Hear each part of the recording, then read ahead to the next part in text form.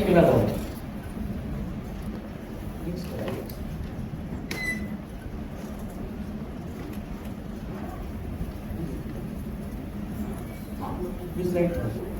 चालेल.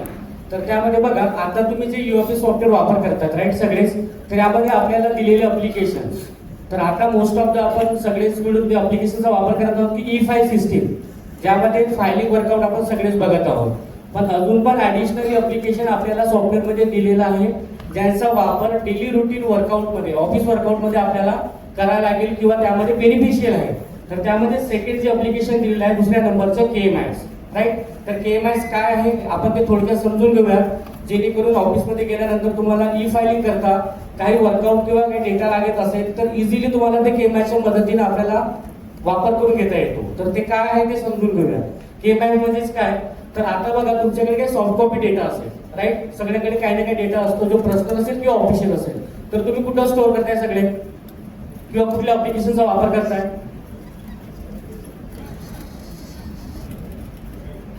Drive right, Google drive, pen drive किंवा local डिस्कचा वापर करताय.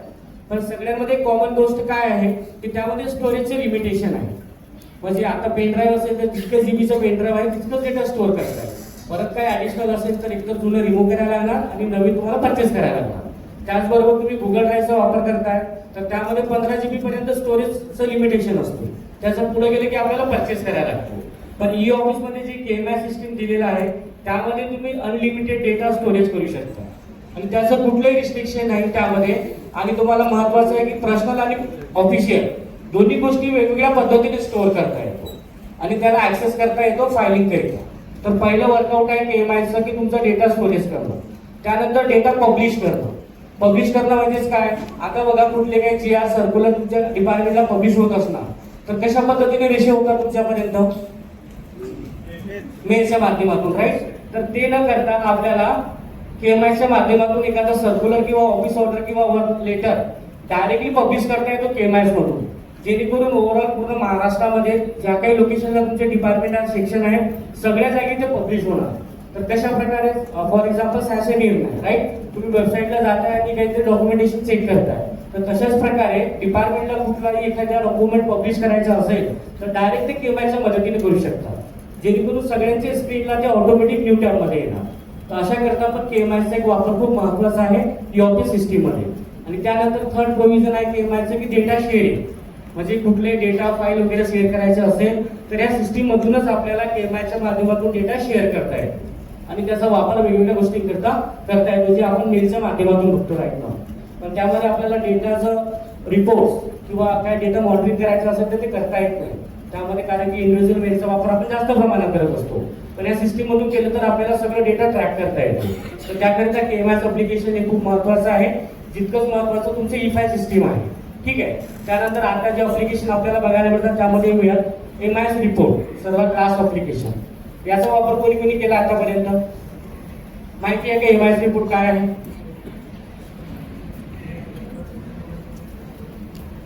राईट. तुम्ही जे काही फायलिंग वर्कआउट करताय त्याच्या अगेन्स्ट मध्ये तुम्हाला कुठल्याही डॉक्युमेंटचे रिपोर्ट हवा असेल तर डायरेक्टली तुम्ही करू शकता MIS रिपोर्टचा वापर, ज्यामध्ये तुम्हाला मिनिटांमध्ये रिपोर्ट जनरेट होतात की नंबर ऑफ फाईल रिसिव्ह किती झालेले आहेत, सेट किती झालेले आहेत, किती पेंडिंग आहे, कुठल्या लेवलला कुठल्या युजरने पार्क केलेला आहे, होल्ड केलेला आहे, सगळं डेटा यामध्ये आपल्याला मॉनिटरिंग करता येतो इंडिव्हिज्युअल लेवलला. त्याचबरोबर ऑथॉरिटी हायर ऑथॉरिटी लेवलला तर हा खूप सोपं अप्लिकेशन दिलेला आहे, ज्यामधून डिपेंडन्सी न राहता ते त्यांच्याच लेवलला सगळं कंट्रोलिंग करू शकतात त्यामध्ये. तर डिपेंड ऑन सिनेरियोज की तुमचं काय हेरियरची ऑर्गनायझेशनला त्या हिशोबाने तुमचं रोल मॅपिंग असतो यामध्ये, जेणेकरून डेटा आपल्याला ऍक्सेस करता येतो, रीड करता येतो आणि मॉनिटरिंग करता येतो. तर त्याकरिता अप्लिकेशन आहे MIS रिपोर्ट. तर हे 3 अप्लिकेशन क्लिअर आहेत का सगळ्यांना? हे मोस्ट युजफुल आहेत, जे आता प्रॅक्टिकली पण यामध्ये मी एक्झॅक्टली ई फाईल पासूनचं कम्प्लीट वर्कआउट तुमचं MIS पर्यंत मी दाखवणार आहे, ज्यामध्ये आपल्याला सगळ्या गोष्टी माहिती असेल तर खूप सोप्या पद्धतीने यामध्ये मॉनिटरिंग करता येईल. कुणाला प्रश्न काही यावरती? MIS रिपोर्ट, KMS आणि E file system theoretically clear आहे. नावावरून लक्षात आलं KMS कशाकरिता आहे? डेटा स्टोअर, शेअर आणि पब्लिश या 3 गोष्टी करायच्या असेल तर KMSचा वापर. आणि जे काही तुम्ही फायलिंग वर्कआउट करताय त्याच्या अगेन्स्ट मध्ये डेटाचा रिपोर्ट जनरेट करायचा असेल तर MIS रिपोर्ट. आणि फाईल वर्कआउट करायचं असेल जे तुम्ही आता मॅन्युअली किंवा या ऑफिसमध्ये पण करता राईट, तर डायरेक्ट तुम्हाला सगळ्यांना माहितीच आहे की काय सिस्टीम अवेलेबल आहे. बाकी अप्लिकेशन तुम्हाला काही काळानंतर अजून बघायला मिळणारच आहे. त्याचबरोबर इथं अजून एक अप्लिकेशन आहे PMIS. म्हणजेच काय की जे अप्लिकेशन तुम्ही सिस्टीम वापर करत आहात त्यामध्ये तुमचं एक प्रोफाईल क्रिएट झालेला आहे. त्यानंतरच आपल्याला सगळं वर्कआउट करता येतं. तर त्यामध्ये काही अपडेशन असेल, पर्सनल इन्फॉर्मेशन तो स्वतःहून करता येईल. पण डिपार्टमेंटल असेल काही इन्फॉर्मेशन तर ऑफिस ऍडमिनिस्ट्रेटर तुमच्या डिपार्टमेंटला नक्कीच असणारच. त्यांच्या मदतीने आपल्याला ते डेटा मॅपिंग किंवा अपडेट किंवा चेंज म्हणजे कुठल्या वेळेला, तर फॉर एक्झाम्पल काही युजरचं प्रमोशन झालं असेल, काही लोकांचं ट्रान्सफर झालं असेल, काही नवीन युजर जॉईन होतात, तर यांचं डेटा मॅनेजमेंट करणं आणि रिअल टाइम ट्रॅकिंग करणं हे सगळं बॅकिंग ऑफिस ऍडमिनिस्ट्रेटरच्या मदतीने करायला लागतं. तर त्याकरिता आपल्याला PMIS या प्रोफाईलमध्ये ते लॉग इन दिलेला असतो, ज्यामधून त्या गोष्टी आपल्याला इझिली करता येतात त्यामध्ये. तर त्याकरिता ह्या 4 गोष्टी खूप महत्वाच्या आहेत ऑफिस सिस्टीम मध्ये, ज्यावेळेला आपण ऑफिस सिस्टीमचा वापर करत आहोत. त्यानंतर या गोष्टींवरती जास्त वेळ देणार नाही आपण, कारण की सगळ्यांना माहिती आपण का बरं ऑफिस वापर करत आहोत. तर यामध्ये काही स्पेसिफिक पॉईंट जे केस स्टडी आहेत आणि जे फॅक्ट आहेत जे रिअल टाइम मध्ये ऑफिस येण्याच्या आधी ऑब्झर्व केलेलं होतं, त्यानंतर ज्या गोष्टी बघूनच इम्प्लिमेंट झालेल्या सॉफ्टवेअरचं, जेणेकरून आपल्याला ऑफिस वापरणं खूप गरजेचं आहे. या सगळ्या गोष्टी इथं मेन्शन केलेलं ऑलरेडी. ठीक आहे. ऑफिस मध्ये डिलीटचं ऑप्शन दिलेलं आहे का? फाईल डिलीट होतो का ऑफिस मध्ये? कुणाला माहिती आहे? राईट, ऑफिस मध्ये फाईल डिलीट होणार नाही. त्याकरिताच आपण म्हणतो की रेकॉर्ड जे आपल्याला मॅन्युअल मध्ये लॉस होतात, मिसप्लेस होतात, ते बघायला जास्त प्रमाणात मिळतात मॅन्युअल मध्ये, ते या सिस्टीम मध्ये होणार नाही, कारण की डिलीटचं प्रोव्हिजन दिलेलं नाही. ठीक आहे, हे लक्षात ठेवायचं सगळ्यांनी आणि त्याच पद्धतीने वर्कआउट करायचं आहे. त्यानंतर एक जस्ट इमेज इथं मी ऍड केलेला आहे. मोस्ट ऑफ ज्या वेळेला पार्टिसिपंट किंवा युजर्स त्यांना माहिती नसतं की ऑफिस कन्सेप्ट काय आहे, तर त्याकरिता हे महत्वाचं असतो की एखादं फाईल मुवमेंट जेव्हा होतो मॅन्युअली, म्हणजे एका लोकेशनवरून दुसऱ्या लोकेशनला, तर त्याकरिता आपल्याला मल्टिपल गोष्टी लागतात. तर उदाहरणार्थ इथं बघा, आता एक ट्रान्सपोर्टच्या मदतीनं मला फॉर एक्झाम्पल पुणे लोकेशनवरून मुंबईला किंवा एखाद्या डिस्ट्रिक्टला फाईल पाठवायची असेल, तर त्यामध्ये आपल्याला 4-5 गोष्टींचा इन्व्हॉल्वमेंट असतो. पण ऑफिसच्या मदतीने डायरेक्टली रिमूव्ह करता येतात. तेच एक सांगण्याचं तात्पर्य आहे ह्या स्लाइडच्या माध्यमातून. पण ऑलरेडी तुम्ही वापर करत आहात तर तुम्हाला नक्कीच गोष्टी माहिती असायला पाहिजे. त्यानंतर ऑफिसचे फायदे काय काय आहेत तर आपण प्रॅक्टिकली बघूया, त्यामध्ये तुम्हाला लक्षात येईलच. पण सर्वात पहिला जो बेनिफिट आहे ऑफिसचे की ट्रान्सपरन्सी, म्हणजे कुठल्याही फाईल आपल्याला लाईव्ह ट्रॅक करता येतात. जे काही डिपार्टमेंट सेक्शनवरून जे फाईल मुवमेंट होतात, तर आपल्याला मुवमेंट नावाचे ऑप्शन दिलेला आहे, ज्यामध्ये तुम्ही फाईल क्रिएशन करताय. त्यामध्ये त्या ऑप्शनच्या मदतीनं लाईव्ह फाईल आपल्याला ट्रॅक करता येतात, जे पॉसिबल नव्हतं फिजिकल रेकॉर्डमध्ये. त्याकरिता हे बेनिफिट महत्वाचं आहे. आणि बाकी benefit depend on record management, म्हणजे आता आपण जे काही फिजिकली फाईलचा वापर करत होतो त्यामध्ये आपल्याला रेकॉर्ड मॅनेज करायला लागतं, रेकॉर्ड क्रिएट करायला लागतं, आणि तेच मॅनेज करायला मॅनपॉवर पण लागतात आणि डिपेंडन्सी जास्त प्रमाणात राहतं. तर ते डायरेक्टली रिमूव्ह करायचं असेल तर ऑफिस सिस्टीम, ज्यामध्ये रेकॉर्ड मॅनेजमेंट हे डायरेक्टली क्लाउड बेस्ड सिस्टीमवरती झालेलं आहे आणि आपल्याला कुठलेही रेकॉर्ड मॅनेज करायला लागत नाही. फक्त सॉफ्टवेअरचा ऑपरेट करायला लागतो, जेणेकरून डेटा ऑटोमॅटिक स्टोअर होतो. जो बघायचा असेल तर MIS रिपोर्ट, क्रिएट करायचा असेल तर E-फाईल सिस्टीम, आणि त्यामध्ये काय डेटा शेअर करायचा असेल तर KMIS. अशा प्रकारे अप्लिकेशन आपल्याला दिलेलं आहे. परीक्षा पोर्टल सगळ्यांना माहितीच आहे राईट, सगळं ऑथेंटिकेशन या पोर्टलवरून करत आहे. त्यानंतर तुमचं डायरेक्ट लिंक असेल त्यावर तुम्ही जाऊ शकता. Next slide. त्यानंतर आपण एक्झॅक्टली आता येऊया मॉड्यूलवरती जे तुम्ही वर्कआउट करताय. तर पहिलं मॉड्यूल बघा, यामध्ये आहे की रिसिप्ट सेक्शन. सगळ्यांना माहिती आहे रिसिप्ट कन्सेप्ट. रिसिप्ट बद्दलचं कोणाला काही माहिती आहे का? थोडंफार सांगा, मग डिटेलमध्ये मी सांगतो की कशाकरिता आपल्याला रिसिप्ट सेक्शनचा बेनिफिट घ्यायचा आहे आणि का बरं वापर करायचा आहे. आवक करिता राईट. तर एकच ऑप्शन झालं की त्यामध्ये फक्त आवक जाऊ वापर करणार, पण त्या व्यतिरिक्त आपण रिसिप्ट सेक्शनचा मल्टिपल गोष्टींकरता वापर करून घेऊ शकतो. तर पहिलं आहे, सरांनी जसं सांगितलं की आवक जावक जे काही होणार तर ते रिसिप्ट सेक्शनच्या मदतीनं होणार. पण फॉर एक्झाम्पल माझ्याकडे एक डॉक्युमेंट आहे, मला कोणी GR सेंड केलं असेल आणि तो GR मला मल्टिपल लोकांना शेअर करायचा किंवा मल्टिपल डिपार्टमेंटला, तर डायरेक्ट तो पण मला करता येतो रिसिप्ट मधूनच. त्याचबरोबर एखाद्या डॉक्युमेंटचं मला रिसिव्ह कॉपी द्यायचं असेल तर जे आता मॅन्युअली आपण स्टॅम्प करतो, आपल्याकडे टेम्पलेट असतो आणि मग रिसिव्ह कॉपी देत असतो, तर आपल्याला OC जे द्यायची असतो राईट, ते OC पण डायरेक्टली आपल्याला या सिस्टीम मधून देता येतो. त्याकरिता वापर करायचा रिसिप्ट सेक्शनचा. म्हणजेच काय की सिंगल डॉक्युमेंट वर्कआउट जे काही असेल ते सगळं करता येतो आपल्याला रिसिप्ट मधून.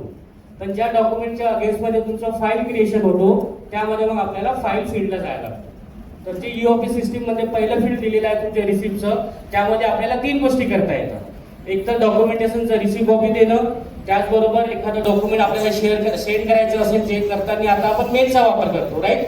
ते न करता इथूनच करता येतो, डायरेक्टली डिस्पॅच पण करता येतो. आता मॅन्युअल मध्ये आपण डिस्पॅच सेक्शन, इन्व्हर्ट सेक्शन, त्यामध्ये जो ऍडिशनल खर्च लागतो ते लागणारच नाही. डायरेक्ट 1 to 1 तुम्ही आता जरी स्टेट लेवलला सगळं पॉसिबल आहे, पुढे चालून आपल्याला ते इतर स्टेट पण बघायला मिळणार आहे, पण सध्या स्टेटला पॉसिबल आहे, ज्यामध्ये डिस्ट्रिक्ट सगळे कनेक्ट केलेलं आहे यामध्ये. तर सिंगल डॉक्युमेंट वर्कआउट असेल तर सगळं करायचं रिसिप्ट या सेक्शन मधून. ते कसं करायचं ते 1 by 1 मी प्रॅक्टिकली पण यामध्ये करून दाखवणार, ठीक आहे.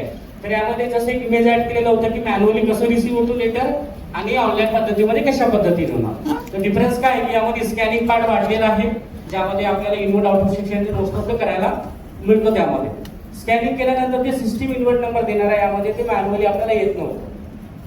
मॅन्युअल मध्ये ते रेकॉर्ड आपल्याला स्वतःला मॅनेज करायला लागत होतं, पण ह्या सिस्टीम मध्ये जे इन्व्हर्ट नंबर आहे किंवा आउटपुट नंबर आहे ते सिस्टीम ऑटोमॅटिक जनरेट करतो. फक्त ते आपल्याला माहिती पाहिजे की जनरेट झाल्यानंतर ते कशा पद्धतीनं ट्रॅक करायचे किंवा ऑपरेट करायचं आहे. तर हे फक्त इमेज मध्ये दिलेलं आहे, जे आता मी सांगितलेलं आहे. नेक्स्ट आहे. त्यानंतर आता येऊन आपण फाईलला. फाईलचं वर्कफ्लो कसं असणार आहे. आता जे बघितलं आपण की सिंगल डॉक्युमेंट वर्कआउट करायचं असेल तर ती पद्धत फॉलो करायला लागते. लेटर जे इनलोड झालं त्याच्या फाईल कन्व्हर्शन मध्ये कसं होतं.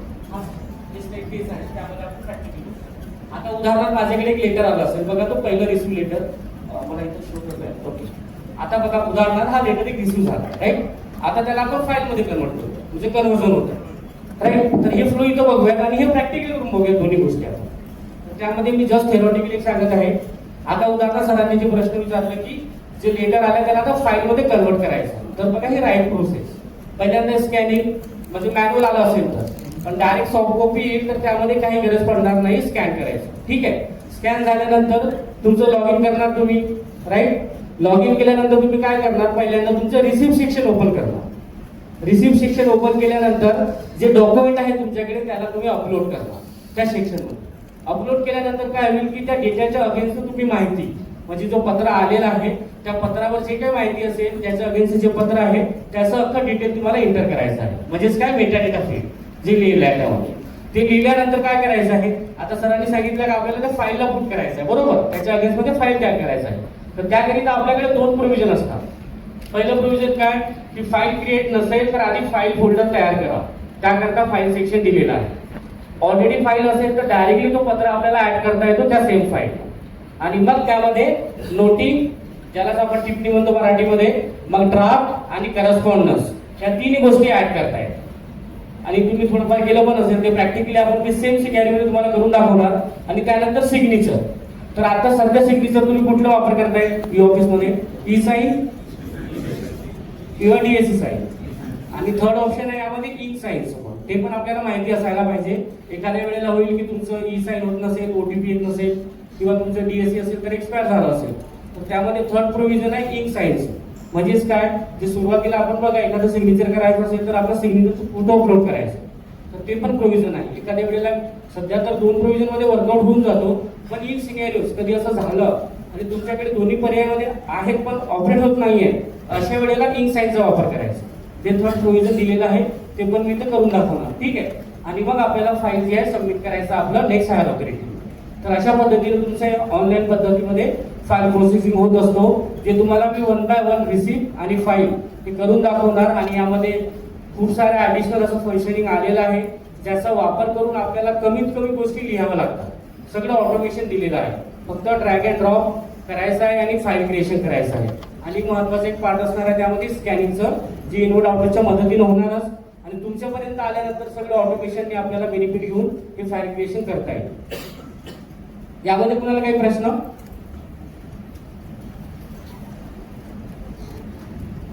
वर्कफ्लो मध्ये जे फाईलचं प्रोसेसिंग आहे त्यामध्ये कुणाला काही क्वेरी?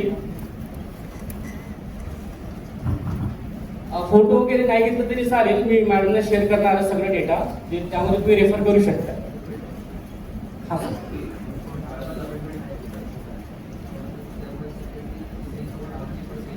हो बरोबर. तुमचे जर प्रश्न वगैरे असतील तर विचारून घ्या. हो आपण प्रॅक्टिकली पण बघूया त्यामध्ये, आणि जे काही तुम्ही आतापर्यंत फेस केलं असणार कोणी सगळं सांगा. सगळ्या प्रॉब्लेमचं सोल्युशन तुम्हाला मी इथं देणार आहे.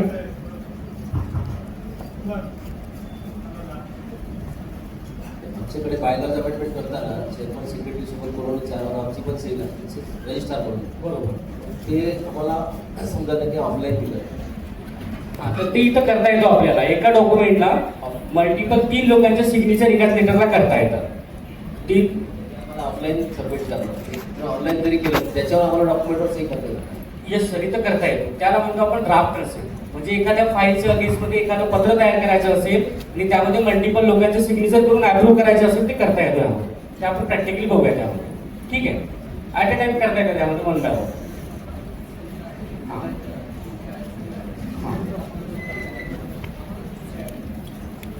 तुमचं स्वतःच सही ऍड करायचं. हो, त्यावरती होतो ना सही. येस, करता येईल. नाही ते बघूया. मल्टिपल साईनमध्ये आता सबमिट करणारी मंडळी आहे ती बाहेरची मंडळी आपल्या ऑफिसची नाही. हा, त्यांनी सबमिट केलेलं आहे तुमच्यापर्यंत आणि त्याच पत्रावरती तुम्हाला साईन करायचं. येस, करता येतो यामध्ये. आता करतो ना आपण. हो, फिजिकल केलेल्या डॉक्युमेंटला आपल्याला त्याला अप्रूव्ह करायचं असेल तर यामध्ये साईन करता येतो. ते आपण बघूया त्याच प्रॅक्टिस. डॉक्युमेंटवर साईन करायचं आपल्याला. येस, मी दाखवतोय आपण. म्हणजे स्कॅन केलेले आहे. येस. ओके. बाहेर नाही की तुम्ही जे मॅन्युअली आता फायलिंग वर्कआउट करत आहात ते सेम वर्कआउट तुम्हाला या सिस्टीमच्या माध्यमातून करायचं असेल तर पहिल्यांदा आपल्याला जायला लागतो ई फाईल सिस्टीम या अप्लिकेशनला, जे तुमच्या डॅशबोर्डला लॉग इन केल्यानंतर पहिलेच अप्लिकेशन दिसतो त्यामध्ये. सगळ्यांना माहिती आहे ई फाईल सिस्टीम कुठे येतो, ते प्रॅक्टिकली पण मी परत दाखवणार. ठीक आहे, तर त्या अप्लिकेशनला आल्यानंतर आपल्याला हे ऑप्शन बघायला मिळतात, ह्या फील्ड बघायला मिळतात. तर या फील्ड काय आहे, तर आता उदाहरणार्थ इथं बघा, पहिले जे फील्ड आहे तुमचं डायरेक्शन ऑफ इनवर्ड, हा सर्वात महत्वाचा सेक्शन असतो फाईल सिस्टीम मध्ये. जोपर्यंत डॉक्युमेंट इनवर्ड होऊन तुमच्यापर्यंत येणार नाही त्या पुढचं वर्कआउट आपल्याला ऑनलाईन पद्धतीनं डिपार्टमेंट रिगार्डिंगचं करता येणार नाही. पण पर्सनल असेल तर डायरेक्ट तुम्ही स्कॅन करून अपलोड करा आणि मग फाईल क्रिएशन करू शकता. पण डिपार्टमेंटमध्ये सेक्शन वाईज वर्कफ्लो मध्ये तुम्हाला जायचं असेल तर इनवर्ड अपलोड केलेलं डॉक्युमेंट तुमच्यापर्यंत येणं खूप गरजेचं आहे, जेणेकरून आपल्याला पुढचं वर्कआउट हे कंटिन्यू करता येईल. ते झाल्यानंतर क्रिएशन ऑफ फाईल, म्हणजे आता एक डॉक्युमेंट आलेलं आहे उदाहरणार्थ आणि त्या डॉक्युमेंटच्या अगेन्स्टमध्ये मला फाईल तयार करायचं, तर ते करताना मला आधी फोल्डर क्रिएशन करायला लागतं. सेम प्रोसेस जसं मॅन्युअल मध्ये तुम्ही करताय. आता मॅन्युअल मध्ये एखादं डॉक्युमेंट आलं असेल इनवर्ड आउटवर्डला, राईट, तिथं आल्यानंतर तो मार्क होणार एखाद्या सेक्शनला. त्या सेक्शनला आल्यानंतर आपण पहिल्यांदा त्या डॉक्युमेंटला चेक करतो की याचं काय पद्धतीचं वर्कआउट आहे आणि पुढचं वर्कआउट मग फाईल मध्ये करत असतो. बरोबर आहे का? असंच असतो वर्कफ्लो की आधी डॉक्युमेंट येणार, आल्यानंतर तो मार्क होणार, मार्क झाल्यानंतर त्या सेक्शनला जाईल, सेक्शनला आल्यानंतर एखादं फाईल क्रिएशन असेल त्याच्या अगेन्स्ट मध्ये किंवा त्याचा रिप्लाय द्यायचा असेल तर त्याच्या अगेन्स्ट मध्ये आपण फाईल तयार करणार. तर सेम फाईल क्रिएट करायचं असेल तरी तो पहिलं ऑप्शन दिलेला आहे क्रिएशन ऑफ फाईल, त्या ऑप्शन वरती जायला लागणार. तिथं आल्यानंतर काय होणार, तुमचं पहिल्यांदा एक फोल्डर कव्हर तयार करायला बघायला मिळेल. त्या फोल्डर कव्हर मध्ये आपल्याला जसं तुमचं मॅन्युअल फाईल असतो तर फोल्डर कव्हरला काय काय गोष्टी महत्वाच्या असतात. एखादं फाईल तुमच्यापर्यंत येत असेल किंवा तुम्ही तयार करताय तर जे फोल्डर कव्हर असतं त्यामध्ये काय गोष्टी महत्वाच्या असतात. हा, येस, प्रॅक्टिकली पण दाखवणार. ओके, तर आपण नेक्स्ट स्लाइडला जाऊया. त्यामध्ये मग त्यानंतर काही रूल आहेत जे माहिती असायला पाहिजे ई ऑफिस वापरताना. फॉर एक्झाम्पल फाईल क्लोज करायची आहे, राईट, तर फाईल क्लोज करताना तुम्हाला रोल असाइन असणं गरजेचं आहे, नाहीतर तुमच्या लॉगिनला फाईल क्लोज होणार नाही. आणि मोस्ट ऑफ द युजर्सच्या कोऱ्या आहेत तर बघायला मिळतात की सर माझ्या लॉगिनला एक फाईल आहे आणि मला क्लोज करायचा तर क्लोज होत नाहीये. तर का बरं क्लोज होत नाहीये? कारण की तुम्हाला ते रोल दिलेले नसतात, फाईल क्लोजिंग रोल आणि अप्रूव्ह रोल. तर ज्या युजरना हे रोल असाइन असेल आणि हे role most of the section head, department head, organisation head, फक्त या लोकांनाच असतात, जेणेकरून ते फाईल क्लोजिंगचं माहिती त्यांच्यापर्यंत राहील.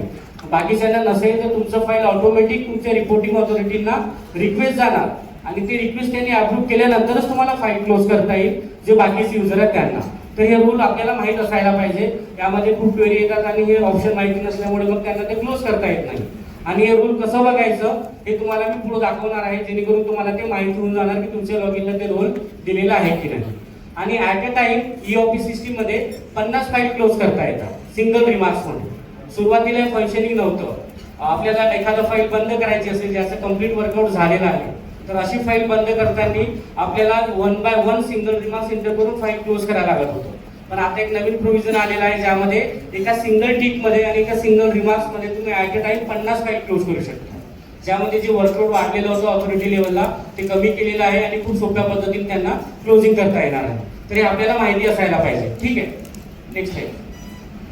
त्यानंतर हा कव्हर फोल्डर पेज सगळ्यांना बघायला मिळेलच. इथं प्रॅक्टिकली पण मी दाखवणार आहे. त्यामध्ये 2 गोष्टी महत्त्वाच्या असणार आहेत, नेचर ऑफ फाईल इलेक्ट्रॉनिक आणि त्याचबरोबर टाईप ऑफ फाईल नॉन एसीपीएस आणि एसीपीएस. ह्या 2 गोष्टी तुम्हाला माहिती नसणार तर ई ऑफिस सिस्टीम मध्ये वर्कआउट करताना तुम्हाला खूप वेळा प्रॉब्लेम्स येणार आहे.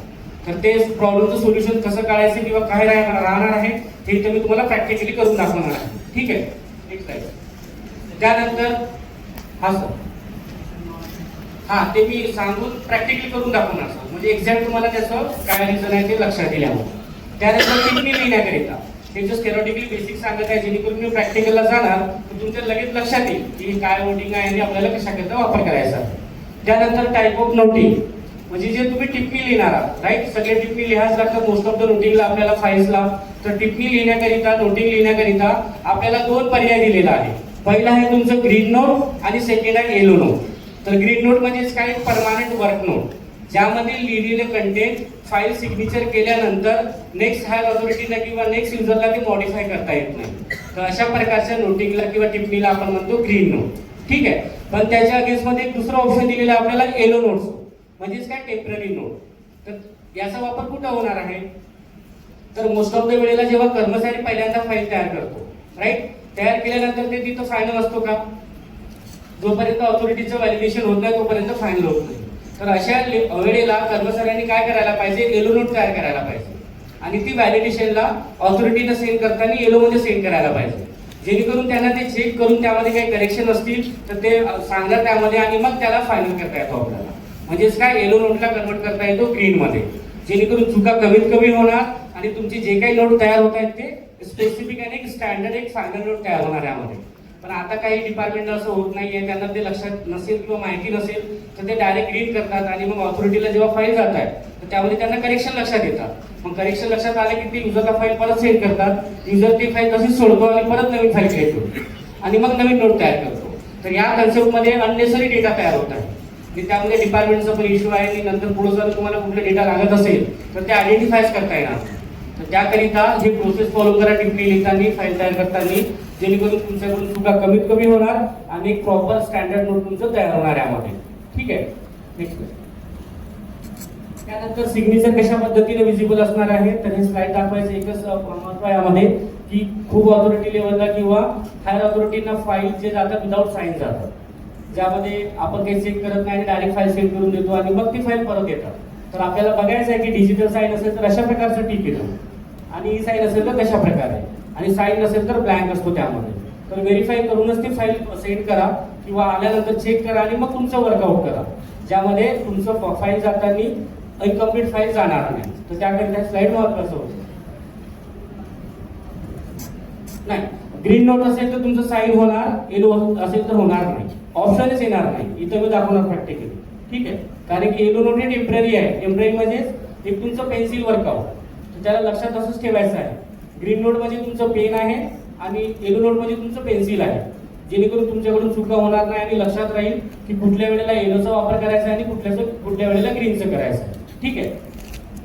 त्यानंतर ऍज इट इज तुमचं एक्झॅक्ट फाईल जसं मॅन्युअल तयार होतो तशा पद्धतीनं बघा ऑनलाईन सिस्टीम मध्ये पण फाईल तयार होणार, ज्यामध्ये करस्पॉन्डन्स साईट म्हणजेच एखाद्या टिप्पणीच्या अगेन्स्ट मध्ये रेफरन्स डॉक्युमेंट आणि त्यामध्ये तुमचं टिप्पणी आणि टिप्पणीमध्ये लिहिलेल्या काही महत्त्वाच्या डॉक्युमेंटला लिंकिंग करणं. हे प्रोसेस खूप महत्त्वाचं आहे आणि बेसिक्स आहे. या गोष्टी माहिती असेल तरच एकदम सोप्या पद्धतीनं तुमचं फाईल ऑपरेट होतो ई ऑफिस सिस्टीम मध्ये. तर हे सगळं मी तुम्हाला प्रॅक्टिकली करून दाखवणार आणि जेणेकरून त्याचं बेनिफिट तुम्हाला पुढे चालून घेता येईल. Next slide. त्यानंतर फाईल सेंड करण्याचं प्रोव्हिजन. तर आता तर मोस्ट ऑफ द युजर हे मला याची अडचण जाणवली की ते फाईल आली, फाईल आपण अप्रूव्ह करतो, त्याच्यानंतर ते ड्राफ्ट मध्ये गेलं की ते पत्र साईन होतं.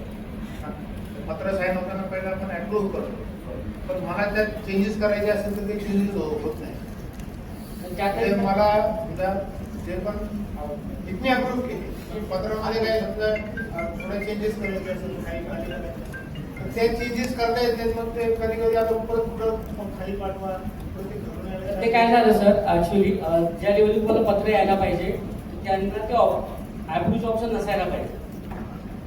ते ॲप्रूव्हचं ऑप्शन आहे ते स्पेसिफिक लोकांना देण्यात यायला पाहिजे. तर तुमच्या इथे काय झालेलं आहे, तो ऑप्शन मल्टिपल लोकांना असणार, तर ते पत्र पाठवताना ते ॲप्रूव्ह करत असणार. तर जेव्हा तुमच्याकडे पत्र येतं तर त्यांनी विजाऊन ॲप्रूव्ह करून पाठवायचं आहे, कारण की एकदा पत्र ॲप्रूव्ह झालं तर त्यामध्ये काही चेंजेस करता येईल. मला पण विचारलं हा, त्याआधी मग पण त्याआधी ॲप्रूव्हच्या बाजूला एक ॲडिटचं ऑप्शन असतं. येस, तर त्यामध्ये आधी ॲडिटला क्लिक करायचं, तिथं करेक्ट करायचं आणि मग ॲप्रूव्ह करायचं, जेणेकरून तुम्हाला परत ॲप्रूव्ह झाला किंवा मॉडिफिकेशन करता येणार. दोन ऑप्शन असतात. आणि ज्या युजरला ते रोल मॅप नसेल, नोट ॲप्रूव्ह करताय, ठीक आहे, नोट ॲप्रूव्ह करून पाठवत आहेत आणि पत्राला ॲप्रूव्ह करत नाहीये, तर सर तुमच्या लेवलला ॲडिट आणि ॲप्रूव्ह हे दोन ऑप्शन यायला पाहिजे. आणि ज्यांना रोल मॅप केलेला नसेल ॲप्रूव्ह आणि ड्राफ्ट साईन आणि ॲप्रूव्हचं, तर त्यांना फक्त दोन ऑप्शन येतात, सेंड आणि ॲडिटचं. ठीक आहे, जे तुम्हाला ऑप्शन येत असणार आणि सेंड केल्यानंतर सरांना ते जात असणार, राईट. सरांना आल्यानंतर दोन ऑप्शन येणार, ॲडिट आणि ॲप्रूव्ह. काय अपडेट असेल तर त्यावरती क्लिक करा ॲडिटला, नसेल तर ॲप्रूव्ह करून डायरेक्ट साईन करता येईल यामध्ये. ते पण बघूया की ड्राफ्ट लेटर एखाद्या फाईलच्या अगेन्स्टमध्ये कसं तयार करायचं आणि मग फाईल ते आपल्याला डिस्पॅच पण ऑटोमॅटिक करता येते तुम्ही. म्हणजे परत तुम्हाला पाठवायची गरज नाही, तुमच्या लॉगिन वरून इंटरनल किंवा एक्सटर्नल डिपार्टमेंटला आपल्याला फाईल शेअर करता येतं, सेंड करता येते. म्हणजेच काय एखाद्या कलेक्टर ऑफिसला, एखाद्या मंत्रालय डिपार्टमेंटला डायरेक्ट कम्युनिकेट करता येतं. पण त्याकरिता पण तुम्हाला रोल असाइन असणं गरजेचं आहे. तुम्हाला रोल असाइन असेल सेंडरचं, म्हणजे बाहेर एक्सटर्नल, तरच फाईल सेंड करता येईल, नाही तर जाणार नाही तुमच्या लॉगिनवरून. हे पण रिस्ट्रिक्शन आपल्याला देता येतात. आता काय काय वेळेला असं ऑब्झर्व करण्यात आलेलं आहे की एखाद्या कर्मचाऱ्याला काही पर्सनल काम असेल तर डायरेक्ट मंत्रालयाला फाईल पाठवायचं. तर त्याकरिता लिमिटेशन आपल्याला लावता येतो आपल्या डिपार्टमेंट लेवलला. ठीक आहे, जे ऑफिस ऍडमिनिस्ट्रेटर असतात ते रोल मॅपिंग करून देतात त्यामध्ये. त्यावरती लक्षपूर्वक आपल्याला ऑब्झर्वेशन ठेवायचं आहे, जे कन्सेप्ट महत्वाचं आहे रोल मॅपिंग.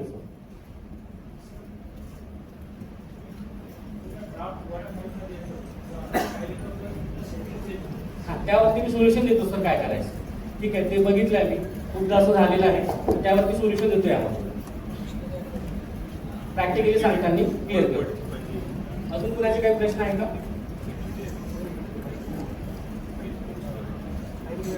काय प्रश्न असतील तर विचारा.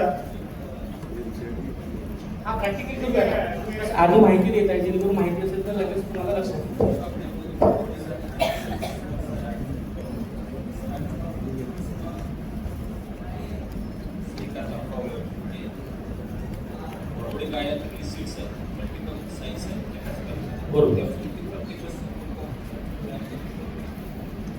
डॉक्युमेंटला सिग्नेचर करायचे की नोटीस कशावरती म्हणतात?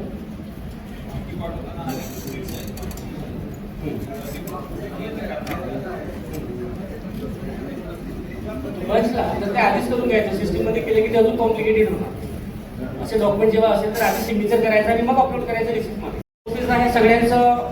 आधार प्लस ऑथेंटिकेशन मॅप आहे, साईन मॅप केलेलं आहे का सगळ्यांनी? झालं असेल तरी बघायची गरज नाही. Next slide. चालेल, आता आपण हे इथं थांबूया आणि डायरेक्ट जाऊयात प्रॅक्टिकली.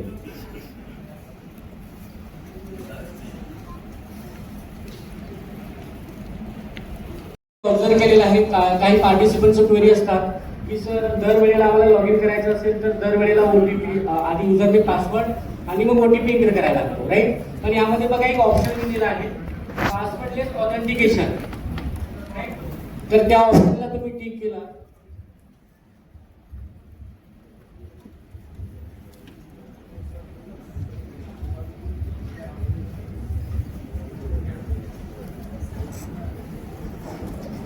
तर बघा पासवर्डलेस ऑथेंटिकेशन या टॅबला तुम्ही चेकबॉक्सला टिक केलं असेल तर तुम्हाला 7 दिवसापर्यंत परत युजरने पासवर्ड एंटर करायला लागणार नाही.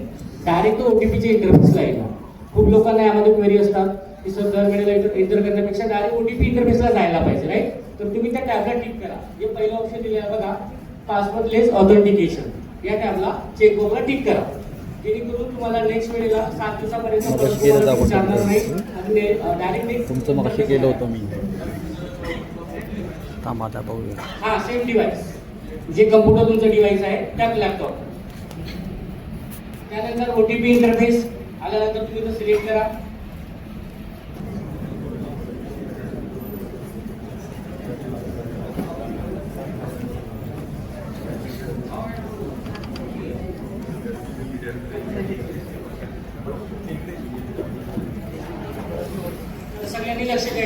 लॉग इन झालेलं आहे. त्यानंतर आपण अप्लिकेशन्स वरती येऊया त्यामध्ये.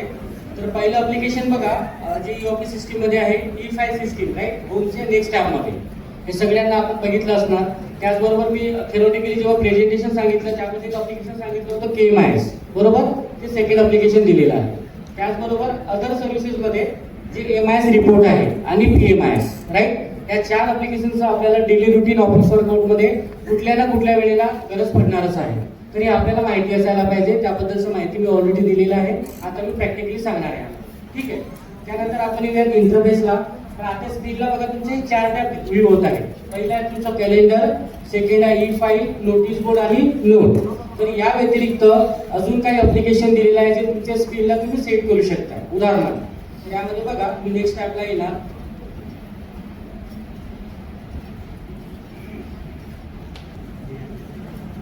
आणि यामध्ये अजून एक महत्त्वाचं की नोटीस बोर्ड बद्दल मी सांगितलेलं होतं राईट, की एखादी गोष्ट तुम्ही पब्लिश केलं असेल KMIS मधून तर डायरेक्टली आपल्याला स्क्रीनला विजिबल होतं आहे नोटीस बोर्डमध्ये. आता फॉर एक्झाम्पल हेड ऑफिस पुण्यावरून एखादं डॉक्युमेंटेशन किंवा लेटर हे सगळ्या डिपार्टमेंटला जायला पाहिजे असं काही प्रोसिजर करायचं असेल तर ते त्यांना KMIS वरून पब्लिश करायला लागणार. जेणेकरून जे काही एम्प्लॉई डिपार्टमेंट सेक्शन आहे ओव्हरऑल महाराष्ट्रामध्ये सगळ्यांना ते स्क्रीनला बघता येईल नोटीस बोर्डमध्ये न्यू टॅबमध्ये. तर सगळे लेटर पब्लिश केल्यानंतर जसं तुम्ही आता शासन वेबसाईटला जाता आणि चेक करता राईट, तर ते कॉमन डिपार्टमेंटचं झालं किंवा मंत्रालयाचं झालं. तर तुमच्या डिपार्टमेंटचं रिगार्डिंग एखादं डेटा सर्क्युलर सगळ्यांना पब्लिश करायचं असेल तर ते KMIS मधून केलं की इथं आपल्याला बघायला मिळणार. हा स्पेसिफिक पण करता येतो आपल्याला. ठीक आहे. त्यानंतर नेक्स्ट ऑप्शनला येऊया. आता हे 4 ऍप्लिकेशन आपल्या डॅशबोर्डला कसं सेट करायचं, म्हणजे ज्या 4 गोष्टी तुम्हाला वारंवार लागतात ते आपल्याला इथं फिक्स करता येतात. त्याकरता बघा इथं सेटिंग मध्ये एक ऑप्शन असतो ज्यामध्ये माझ्या स्क्रीनला 4 टॅब कुठल्या दिसायला पाहिजे. तर यामध्ये बघा, एक आहे तुमचं मेल बॉक्स, त्यानंतर सोशल मीडिया आणि त्यानंतर आहे टू डू लिस्ट आणि मेल बॉक्स. आता बघा हे 4 ऑप्शन सिलेक्ट आहे, नोटीस बोर्ड, नोट, कॅलेंडर आणि ई फाईल.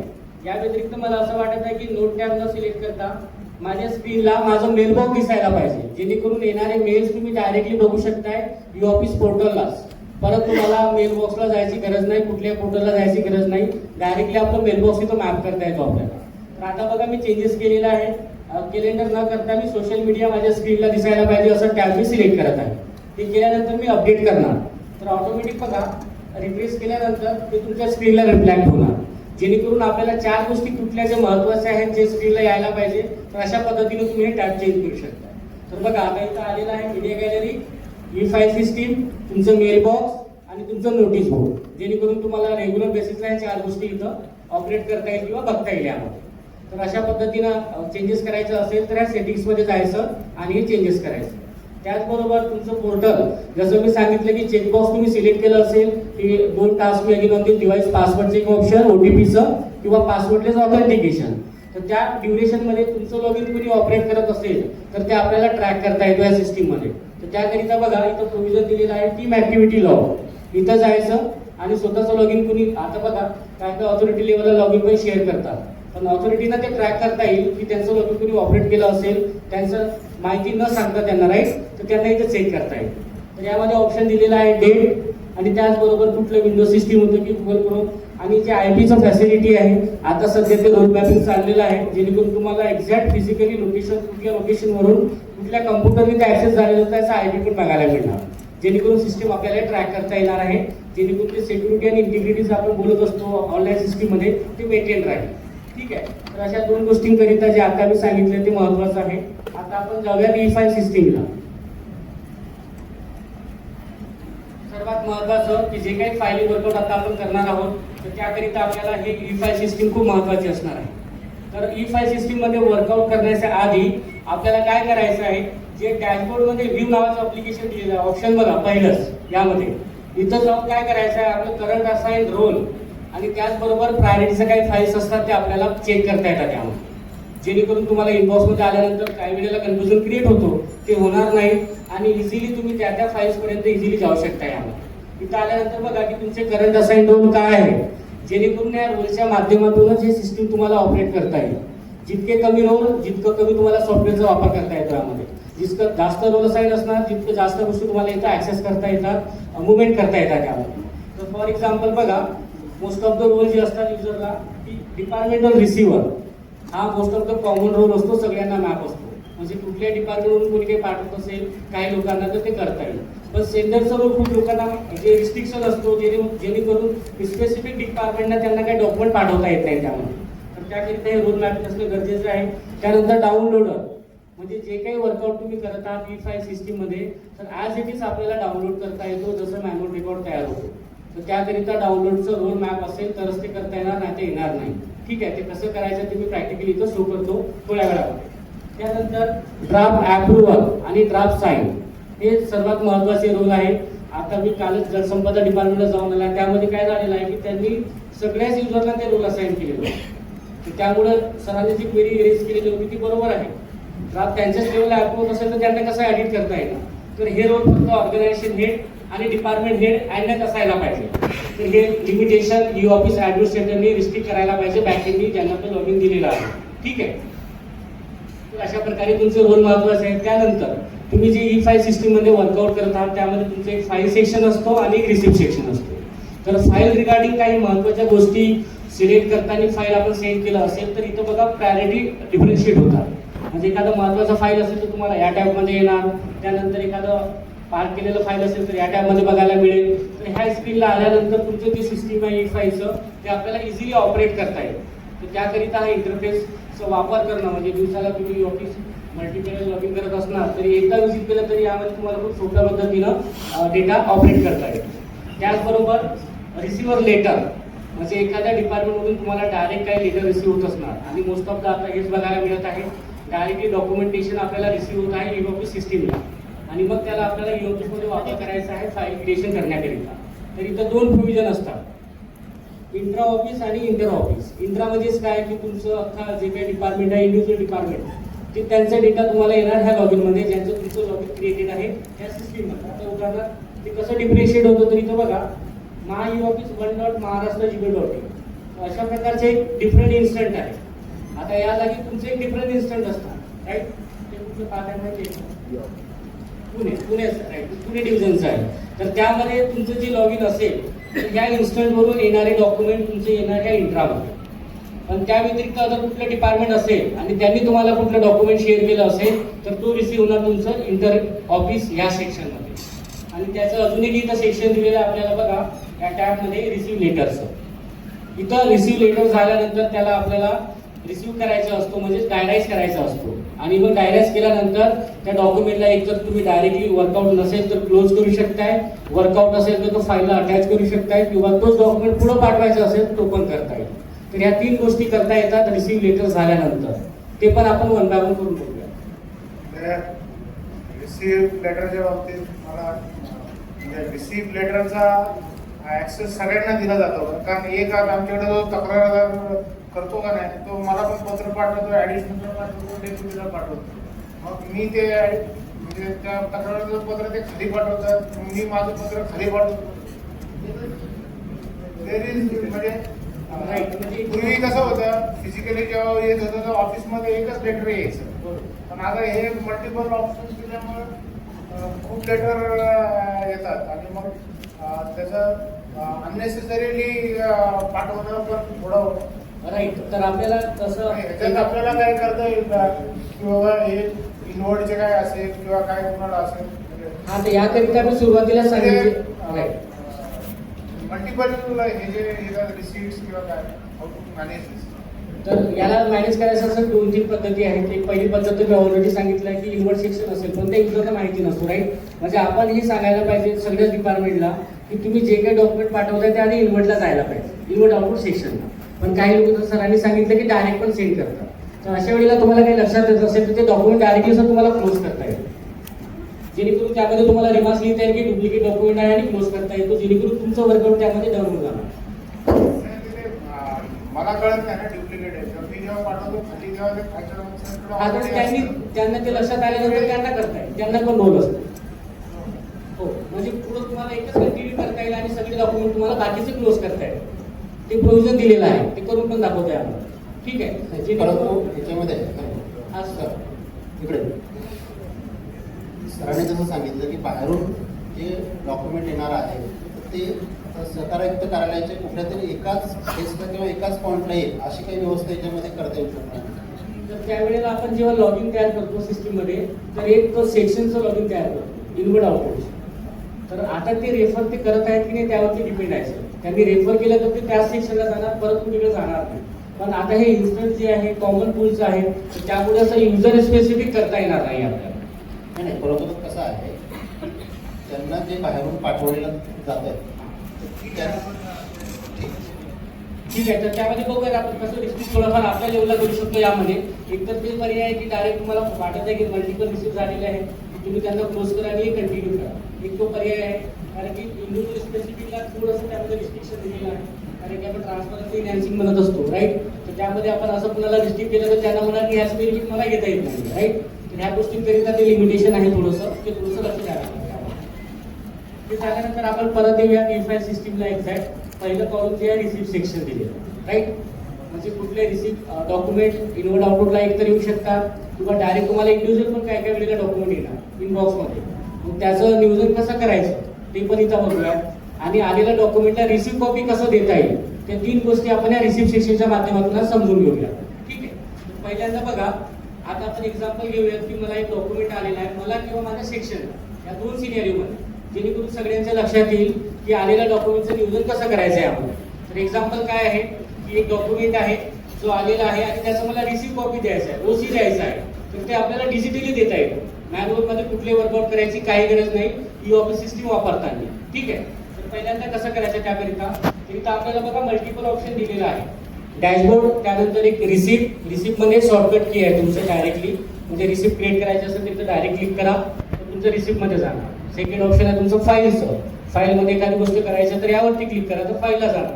त्याचबरोबर थर्ड ऑप्शन आहे म्हणजे डिस्पॅचचं, म्हणजे एखादं डॉक्युमेंट तुमचं लॉगिन वरून तुम्ही डिस्पॅच केलेलं आहे इनिशिएट करून, तर त्याला ट्रॅक करता येतो आपल्याला ह्या सेक्शनमध्ये. पहिल्यांदा आपण जाऊयात रिसिप्टमध्ये. ठीक आहे, रिसिप्टमध्ये मी क्लिक करणार क्रिएट ऑप्शनला, तर अशा प्रकारे इंटरफेस येईल.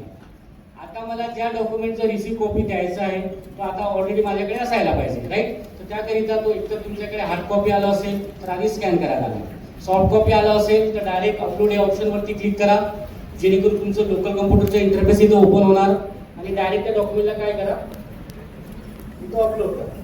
फॉर एक्झाम्पल ई ऑफिसचं जी आर मी इथं सिलेक्ट करत आहे एक्झाम्पल करिता आणि ओपन करत आहे यामध्ये, तर डायरेक्ट हा डॉक्युमेंट इथं अपलोड होऊन जाणार, राईट. अपलोड झाल्यानंतर आता एक्झाम्पल काय आपल्याला की रिसिव्ह कॉपी द्यायचं आपल्याला, तर त्याकरता याच्या अगेन्स्टमध्ये जे काही मेटा डेटा आपल्याला महत्त्वाचा आहे ते इथं सिलेक्ट करता येईल. त्यानंतर नेम, यामध्ये बघा लक्ष द्यायचं, कॉन्टॅक्ट डिटेलमध्ये खूप लोकांचे प्रश्न असतात की सर इथं डिटेल कुणाचं इंटर करायचं. तर हा डॉक्युमेंट इनवर्ड आउटवर्ड सेक्शनला रिसिव्ह होत असेल तर त्यांनी त्या पत्राच्या अगेन्स्ट डेटा एंटर करायचा आहे कॉन्टॅक्ट डिटेलमध्ये. पण तुम्ही स्वतःहून एखादा इंडिव्हिज्युअल फाईल तयार करत आहात अशा वेळेला तुम्ही स्वतःचं डिटेल त्यामध्ये एंटर करा, जेणेकरून कन्फ्युजन क्रिएट होणार नाही त्यामध्ये. आले लक्षात कन्सेप्ट? इथं खूप चुका होतात कॉन्टॅक्ट डिटेलमध्ये आणि रिसिव्ह झाल्यानंतर ते आपल्याला लक्षात येत नाही. तर आता जे 2 सिनेरिओ मी सांगितलेलं आहे, इनवर्ड आउटवर्डला रिसिव्ह होत असेल तर त्या एम्प्लॉईनी काय करायला पाहिजे, त्या पत्राच्या अगेन्स्ट डेटा एंटर करायला पाहिजे त्या फील्डमध्ये. पण तुमच्या स्वतःच्या लेवलला एखादं फाईल तयार होत असेल तर अशा वेळेला तुम्ही तुमचं कॉन्टॅक्ट डिटेल एंटर करा, म्हणजे तुमचं नाव, तुमचं डेजिग्नेशन, तुमचं मोबाईल नंबर, तुमचं मेल आय डी. ठीक आहे, हे झाल्यानंतर इथं अजून एक फंक्शनिंग आहे. खूप लोकांचे क्वेरी असतात त्यामध्ये पण, सर दरवेळेला एका युजरला पाठवायचं असेल तर वारंवार लिहायला लागतो आपल्याला. ते लिहायचं नसेल तर हे बघा इथं ऑप्शन आहे ॲड टू ॲड्रेस बुक, या ऑप्शनला टिक करा पहिल्यांदा. तर दरवेळेला जसं तुम्ही त्या फील्डमध्ये इंटर करणार ऑप्शनला, राईट, तर इथं बघा ऑटोमॅटिक डेटा येणार, म्हणजे वारंवार तुम्हाला लिहायला लागणार नाही. काही लोकांची क्वेरी असतात की सर वारंवार त्याच्या गोष्टी कशाला लिहायचं आहे, राईट. तर या ऑप्शनला तुम्ही टिक करा तर ऑटोमॅटिक डेटा फीड होऊन जाणार. त्यानंतर नेक्स्ट ऑप्शन तुमचं कॅटेगरी, म्हणजे जे डॉक्युमेंट आलेलं आहे ते कुठल्या कॅटेगरीमध्ये तुम्हाला स्टोअर करायचं आहे, जेणेकरून पुढे चालून तुम्हाला रिपोर्ट जेव्हा जनरेट करायचे असेल तर हे ऑप्शन फिक्स असणार. तर ते ऑप्शन सिलेक्ट केले की रिपोर्ट तुमच्या स्क्रीनला लगेच बघता येईल आपल्याला, त्याकरिता महत्त्वाचं आहे. त्यानंतर सब्जेक्ट आणि मग बघा आता सर्वात लास्ट सेक्शनमध्ये इथं 3 टॅब दिलेले आहे आपल्याला, एक जनरेट अँड सेंड आणि जनरेट अँड कॉपी. तर कुठल्या ऑप्शनचा वापर कुठल्या वेळेला करायचा ते आपण समजून घेऊया. तर आता जे एक्झाम्पल मी घेतलेलं आहे यामध्ये मला काय करायचं आहे, ह्या डॉक्युमेंटचं रिसिव्ह कॉपी द्यायचं आहे, राईट. तर मी काय करणार, सर्वात पहिल्यांदा हे पर्सनलाइज एक्नॉलेजमेंट जे ऑप्शन दिलेलं आहे त्या ऑप्शनला टिक करणार. त्यानंतर मी जनरेट जे ऑप्शन दिलेलं आहे त्यावरती क्लिक करणार. त्यानंतरच माझं रिसिप्ट कॉपी हे डिजिटली ऑनलाईन पद्धतीने तयार होणार. यामध्ये खूप लोकांची चुका होतात. नॉर्मली एखादं डॉक्युमेंटचं अगेन्स्ट फाईल तयार करायचं असेल अशा वेळेला पण युजर काय करतात, त्या ऑप्शनला टिक करतात आणि नंतर त्यांचा परत क्वेरी असतो की सर माझं रिसिप्ट तयार झालेलं नाही, म्हणजे सिंगल डॉक्युमेंट तयार झालेलं नाही. तर ते होणारच नाही, कारण की तुम्ही चेकबॉक्स टिक केलेला आहे जे आहे तुमचं रिसिप्ट कॉपी द्यायचं. तर बघा कशा पद्धतीने तो आपल्याला बघायला मिळेल. आता आपण रिसिप्ट कॉपी तयार करत आहोत, राईट. तर बघा हे सिस्टीमने ऑटोमॅटिक रिसिप्ट कॉपी तयार केलेला आहे, ज्यामध्ये मेटाडेटा फील्ड मी इंटर केलेलं होतं आणि त्यानंतर ऑटोमॅटिक त्या सिस्टीमने त्या डॉक्युमेंटच्या अगेन्स्टचं रिसिप्ट कॉपी हे तयार केलेलं आहे, ज्यामध्ये कम्प्युटर नंबर हा महत्वाचा आहे. आणि त्यानंतर या माहितीमध्ये थोडंफार काही चेंजेस करायचं असेल, जे सब्जेक्ट आहे तर डायरेक्टली तुम्ही ते ॲड अपडेट करू शकता. हे पण प्रोव्हिजन इथं दिलेलं आहे आणि जेणेकरून हे डिजिटली लेटर तुम्हाला पुढे फॉरवर्ड करता येईल. त्यानंतर नेक्स्ट ऑप्शन सेंड लेटर किंवा कंटिन्यू. तर आता लगेच मला फॉरवर्ड करायचं असेल तर डायरेक्टली जाणार कंटिन्यू या ऑप्शनला, जेणेकरून मला साईन करायचं प्रोव्हिजन येणार. म्हणजे जे वर्कआउट आता मॅन्युअली आपण रिसीव्ह करत असतो आणि मग त्यावरती फॉर्मॅटवरती तुमचं सिग्नेचर स्कॅन करून आपण जेव्हा रिसीव्ह कॉपी देत असतो, राईट, ते न करता डायरेक्टली तुम्ही तो ऑनलाईन साईन करू शकता. सिग्नेचर करण्याकरिता 3 प्रोव्हिजन जे मी ऑलरेडी सांगितलेलं आहे, ई साईन, डीएससी साईन आणि इंक साईन. इंक साईन म्हणजेच काय, तर फोटो कॉपी तुमचं सिग्नेचर. बघा ते टॅबवरती क्लिक केलं तर ते ऑप्शन इनेबल झालेलं आहे, राईट. तर या ऑप्शनचा वापर करा आणि इथे लेटरला साईन करून घ्या. त्यानंतर नेक्स्ट ऑप्शन तुमचं परत काही ॲडिट करायचं असेल तर साईन करायच्या आधी होऊन जाणार ॲडिट. एकदा साईन झालं की त्या पत्राला ॲडिट करता येणार नाही. नंतर डिस्पॅच, इनिशिएट डिस्पॅच, म्हणजे डायरेक्ट हा पत्राचा रिप्लाय. आता काही वेळेला सिटीजन असेल तुमच्यापर्यंत आलेला तर त्यांना एक तर तुम्ही इंटिमेशन देऊ शकता, डायरेक्टली SMS जातो ज्या वेळेला तुम्ही जनरेट करताय. आणि एखाद्याला हार्ड कॉपी हवी असेल तर तुम्हाला ते प्रिंटआउट काढून द्यायला लागणार. ह्या सिस्टीमचा आणि सिटीजनचा डायरेक्टली काही संबंध नाही, ठीक आहे. त्यांचं मेल आय डी असेल तरी त्यांना काही जाणार नाही, मला हे पत्र पाठवता येणार नाही, त्यांना मॅन्युअल प्रोसेसनी द्यायला लागेल. हे सॉफ्टवेअर कशाकरिता आहे तर प्रशासकीय डिपार्टमेंटमध्ये वर्किंग असणारे ऑथॉरिटी एम्प्लॉय कर्मचारी आपलं स्वतःचं वर्कआउट कसं फास्ट करता येईल त्याकरिता याचं नियोजन आहे. डिपार्टमेंट आता एखादं तुमच्या अगेन्स्टचं डिपार्टमेंट असेल, त्यांना हे डॉक्युमेंट पाठवायचं आहे तर डायरेक्ट तुम्ही निश्चित डिस्पॅच करा, जेणेकरून इथं बघा ऑप्शन इनेबल होतो ॲड रिसिपिएंट्स. इथं आल्यानंतर आता हे प्रोसेस आपण फॉलो करतो, मेल बॉक्स, मेलचा वापर करतो, राईट. हे सगळ्या गोष्टी करताना तर ई ऑफिसमध्ये डॉक्युमेंट घेताना मेलचा वापर करायचा नाही, डायरेक्ट इथं ऑप्शन येतो ॲड रिसिप्टचं. इथं आल्यानंतर ॲड रिसिप्ट करा.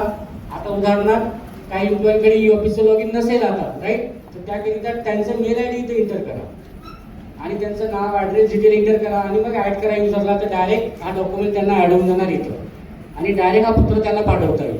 पण आता most of the user E ऑफिसमध्ये आहे, राईट, तर त्यामध्ये पण हा इंटर ऑफिस आणि इंटर ऑफिसचे एक ऑप्शन आहे.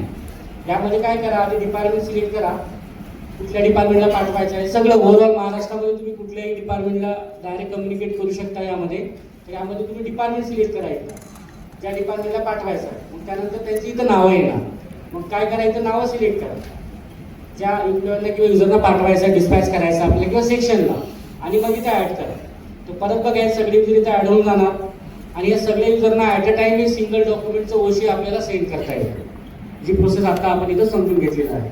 यामध्ये तुम्हाला काही प्रश्न आहेत का, की एक डॉक्युमेंट आहे त्याचं आपल्याला ओसी करून कॉपी सेंड करायचं आहे, जे ओरिजिनल कॉपीच्या अगेन्स्टमध्ये, ती प्रोसेस आता आपण इथं बघितलेली आहे. तर या प्रोसेसमध्ये तुम्हाला काही प्रश्न आहे का? पब्लिकला आपण त्याचं जर ईमेल असेल तर हे जे लेटर तयार झालेलं आहे ते ईमेलवर इंटिमेशन देऊ शकतो सर, हा पत्र पाठवू शकत नाही त्यांना. तो पत्र पाठवायचा असेल तर ईमेलवरती तुम्ही सेंड करा, इथून डाउनलोड करा. येस, पण एखादा डिपार्टमेंट असेल तर डायरेक्ट करू शकता, डाउनलोड करायची गरज नाही. ही 2 पद्धत आहे. तर बघा त्यांना इंटिमेशन कसं जाईल, तर इथं कॉन्टॅक्ट डिटेलमध्ये तुम्ही जेव्हा मोबाईल नंबर एंटर करणार आणि मी जेव्हा जनरेट करणार डायरेक्ट त्यांना इंटिमेशन जाणार, म्हणजेच काय तुमचा इन्व्हर्ट नंबर जाणार. म्हणजे पुढे चालून तुम्हाला ते नंबर टाकून विचारू शकतात किंवा तुम्ही त्याबद्दलचं माहिती देऊ शकता. तो नंबर एंटर करू, SMS आहे का? येस, SMS किंवा ईमेल दोन्ही ऑप्शन दिलेले आहे आपल्याला यामध्ये. तर ते म्हटलं तेच म्हटलं की सिटीजनचा पत्र असेल, इन्व्हर्ट आउटवर्ड रिसीव्ह करत असेल तर त्यांनी मोबाईल नंबर आणि मेल आय डी एंटर करायला पाहिजे त्या पत्रावरचं किंवा त्यांचं अगेन्स्ट, जेणेकरून रिसीव्ह करताना त्यांना इंटिमेशन जाईल. ठीक आहे, तर हा कन्सेप्ट लक्षात आला का की रिसीव्ह कॉपी कसं द्यायचं. खूप काही लोकांना इंडिव्हिज्युअल लेवलला पण गरज पडणार आहे पुढे चालून, किंवा इन्व्हर्ट आउटपुटला तर याचं गरज मोस्ट ऑफ लागणारच आहे, याच्याशिवाय पर्याय नसणार आहे. त्यानंतर आपण नेक्स्ट ऑप्शनला येऊया त्यामध्ये की एक सिंगल डॉक्युमेंट आहे आणि तो मला मल्टिपल लोकांना पाठवायचा ई ऑफिसच्या माध्यमातून, मेल वगैरे मध्ये कुठं जायचं नाही. आता फॉर एक्झाम्पल माझ्याकडे एक GR आहे आणि तो GR मला 10 लोकांना पाठवायचा, राईट. तर तो पण ई ऑफिस मधूनच करता येतो, त्याकरिता वेगळ्या पद्धतीचा वापर करायची काही गरज नाही यामध्ये. तर बघा ते प्रोसेस कसं करायचं, त्याकरिता सेम प्रोसेस पहिल्यांदा की अपलोड डॉक्युमेंट, म्हणजे जो डॉक्युमेंट तुम्हाला सेंड करायचा आहे, राईट, पाठवायचा बाहेर किंवा कुणाला तरी, तुमचं कलिग असेल, इंटरनल डिपार्टमेंट असेल, एक्सटर्नल डिपार्टमेंट असेल, तर आधी काय करा, सिलेक्ट करा डॉक्युमेंटला. सेम प्रोसेस जसं मी थोड्या वेळ आधी सांगितलं होतं. अपलोड झाल्यानंतर मेटा डेटा फील्ड परत एकदा सिलेक्ट करा. यामध्ये जे महत्त्वाच्या गोष्टी आहेत, स्टार मार्क फील्ड कंपल्सरी आहे यामध्ये, जे सिलेक्ट असेल ते डॉक्युमेंट जनरेट होणार नाही आणि आपल्याला सेंड करता येणार नाही. हे केल्यानंतर यामध्ये बघा आता काय करायचं आहे, जे खालच्या बाजूला ऑप्शन दिलेला आहे पर्सनल एक्नॉलेजमेंटचं, त्या ऑप्शनचा वापर करायचा नाही. त्या ऑप्शनचा वापर कधी करायचा आहे, फक्त ज्या वेळेला रिसीव्ह कॉपी द्यायचा आहे. आता आपल्याला काय करायचं आहे, सध्या हा पत्र पाठवायचा आहे, राईट. तर त्या ऑप्शनला न टिक करता मला बाकीचं ऑप्शनचं बेनिफिट घ्यायचं आहे यामध्ये. तर बघा उदाहरणार्थ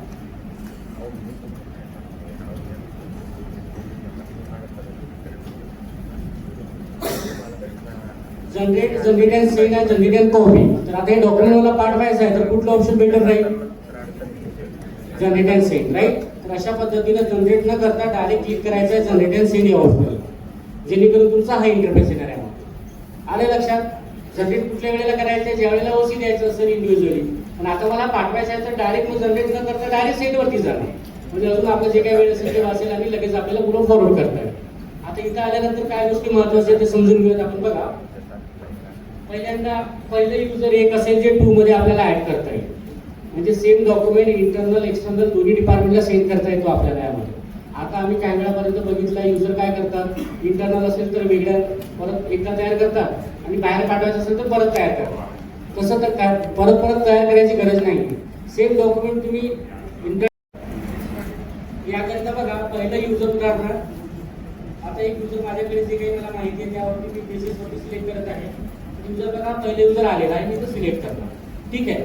आणि 2 मध्ये कुठलेही युजर आपल्याला डायरेक्टली ऍड करता येत नाही, ज्यांचं डेटा मॅप आहे तो फक्त आपल्याला सर्च करायचा आहे. तर सर्च करण्याकरिता 3 प्रोव्हिजन आहे.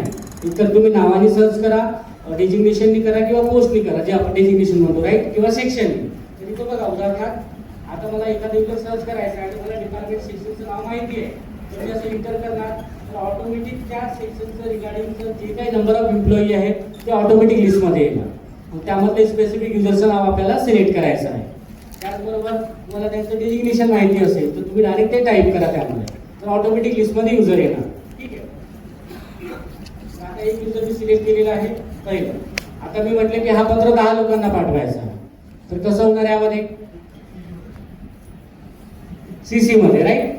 तर CC मध्ये पण करताना तुम्हाला 10 वेळा 10 युजरचं नाव सर्च करायला लागणार.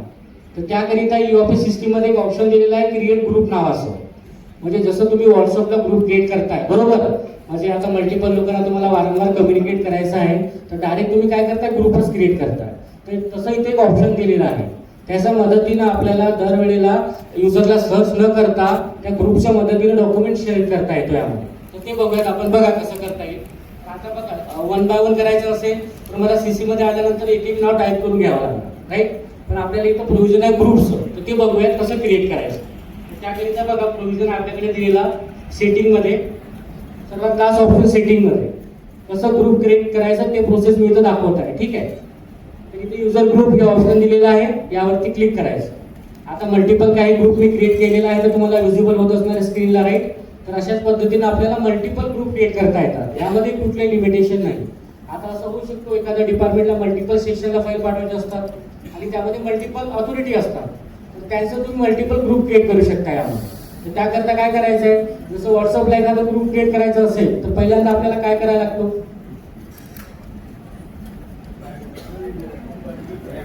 ग्रुपचं नाव द्यायला लागतं, बरोबर. मग त्यानंतर ग्रुप ऍड होतात. तर सेम प्रोसेस इथं पण आहे. पहिल्यांदा काय करा, क्रिएट ग्रुप करा, म्हणजे ग्रुपचं डिटेल आणि ग्रुपचं नाव आधी ते द्या, ठीक आहे. सेम प्रोसेस व्हॉट्सअप सारखंच आहे, कन्फ्युजन व्हायचं नाहीये. त्यामध्ये ग्रुपचं नाव,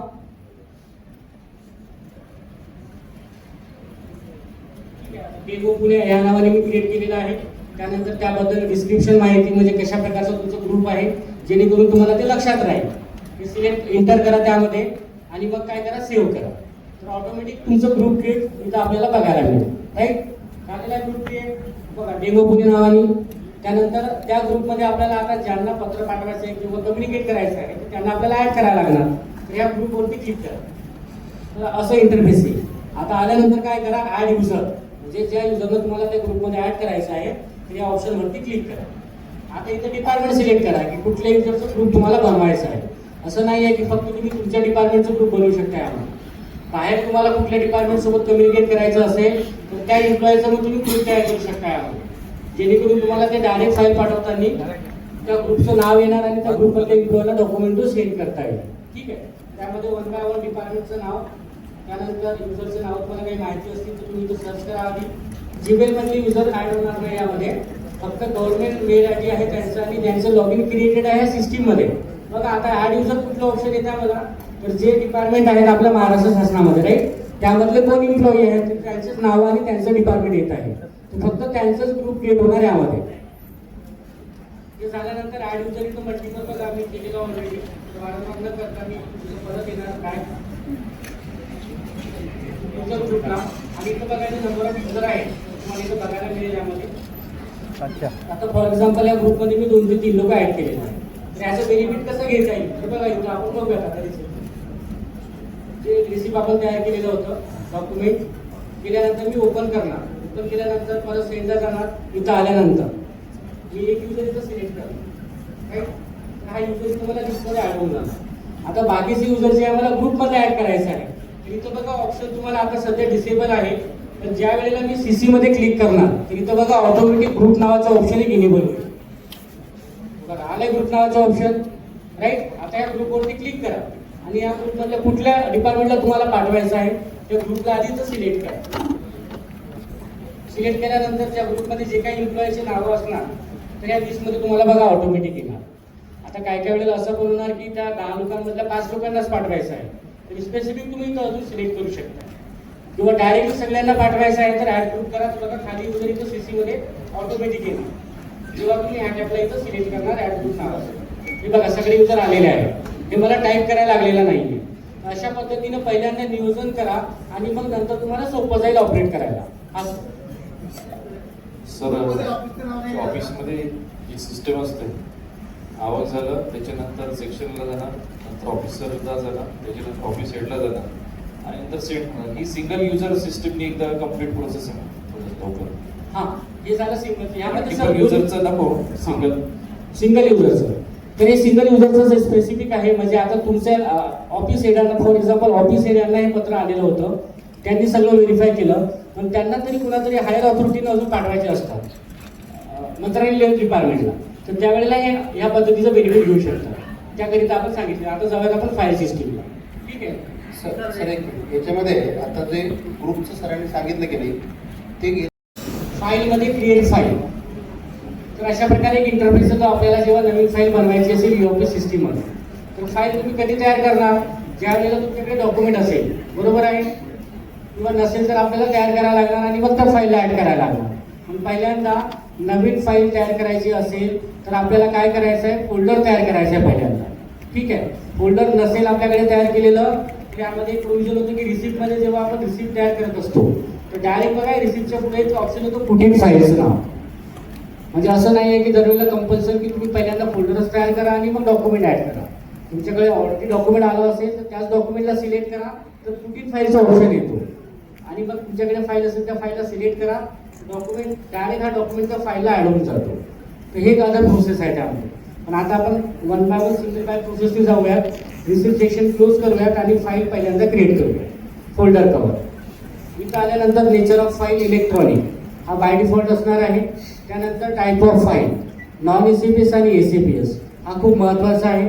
सगळ्याच ऑथॉरिटी असो किंवा एम्प्लॉई, आता ऑथॉरिटी लेवलला तर डायरेक्ट फाईल तयार होऊन येणार, पण हे ऑप्शन माहिती असायला पाहिजे. काय काय वेळेला पर्सनल फाईल तुम्हाला तयार करायची असेल तर त्यावेळेला आपल्याला ह्या गोष्टी माहिती असणं खूप गरजेचं आहे. तर त्यामध्ये बघा टाईप ऑफ फाईल नॉन एसीपीएस म्हणजेच काय, तर ज्या वेळेला मी ह्या फाईलला नंबर देणार तर डेटा इथे मला ऑटोमॅटिक बघायला मिळणार.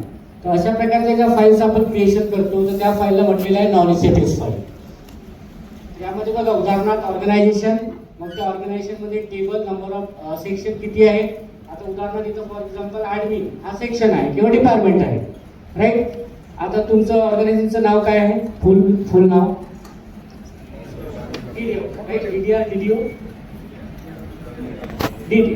DDR office, right. तर इथं बघा तुमचं डीडीआर ऑफिसचं नाव येणार पहिल्यांदा.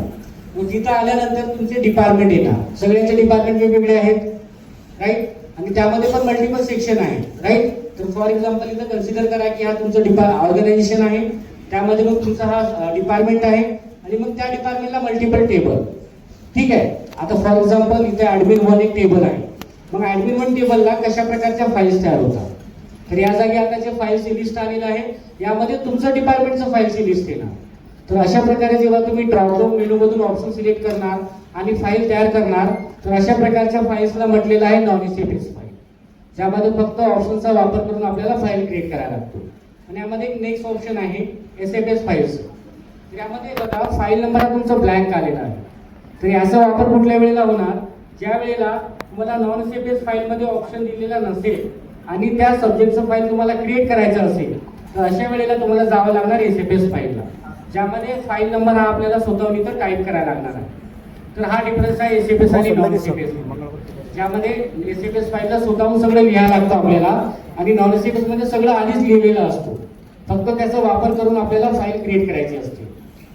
नॉन एफएसएस मध्ये जे ऑप्शन आहे ड्रॉपडाऊनचे ते डिसाईड कोण करतो, तो सेक्शन डिसाईड करतो आणि मग मॅप करून घेतो आपण ई ऑफिस ऍडमिनिस्ट्रेटर. म्हणजे त्या ऑफिसला ते ऑप्शन जे आहे देण्याची सुविधा. येस, अशा प्रकारे डेटा तयार करायचं. बघा मी आपल्या आपलं जे टायपिंग वर्कआउट आहे यामध्ये कमी होऊन जातं.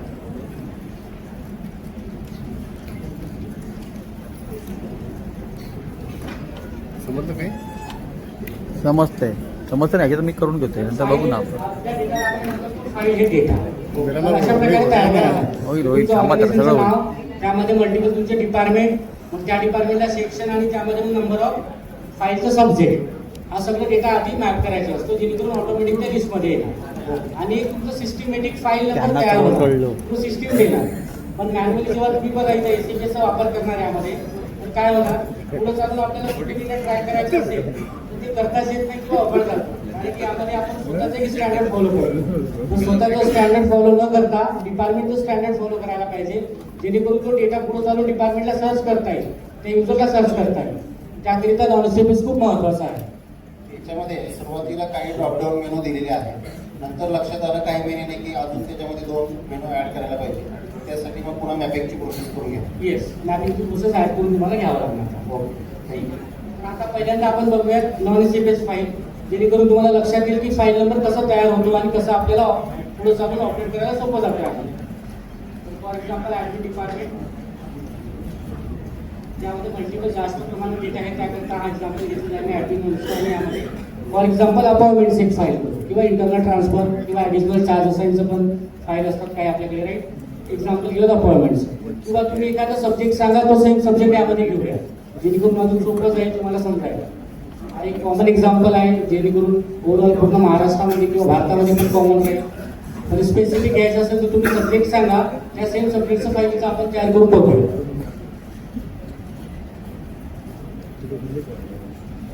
आहे कुठले तुमचे कॉमन, हा कॉमन सब्जेक्ट घ्यायचं, सेम घ्यायचं, चालेल. आता आपण घेतलेला अपॉइंटमेंटचं फाईल, ठीक आहे. म्हणजे डिपार्टमेंटला काही लोकांचं अपॉइंटमेंट असेल तर त्या रिगार्डिंग एक फाईल तयार केलेला आहे. त्याकरता मी फाईल नंबर फक्त सिलेक्ट केलेला आहे. आता ऑटोमॅटिक तो जनरेट होणार पुढे चालू आहे. काय बघताय सर,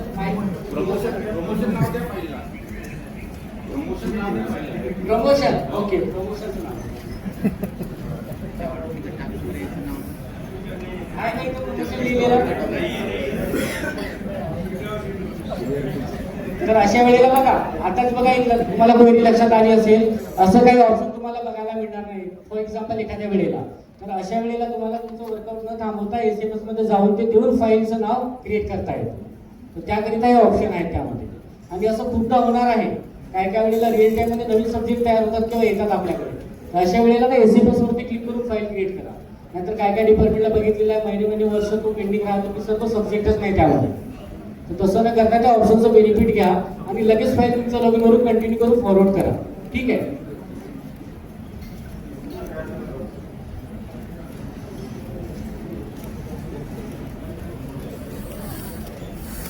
खरेदी करायचं आहे काय? खरेदीचा फाईल बघायचा आहे का?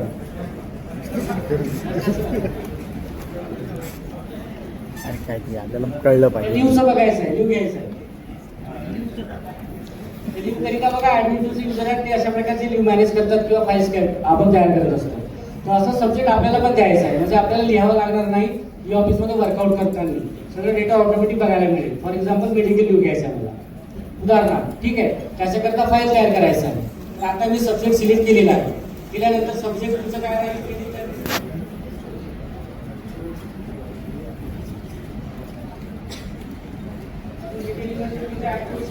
सब्जेक्ट ऍड करायचं असेल डिस्क्रिप्शन मध्ये, हे सगळं केल्यानंतर काय करायचं? Continue working.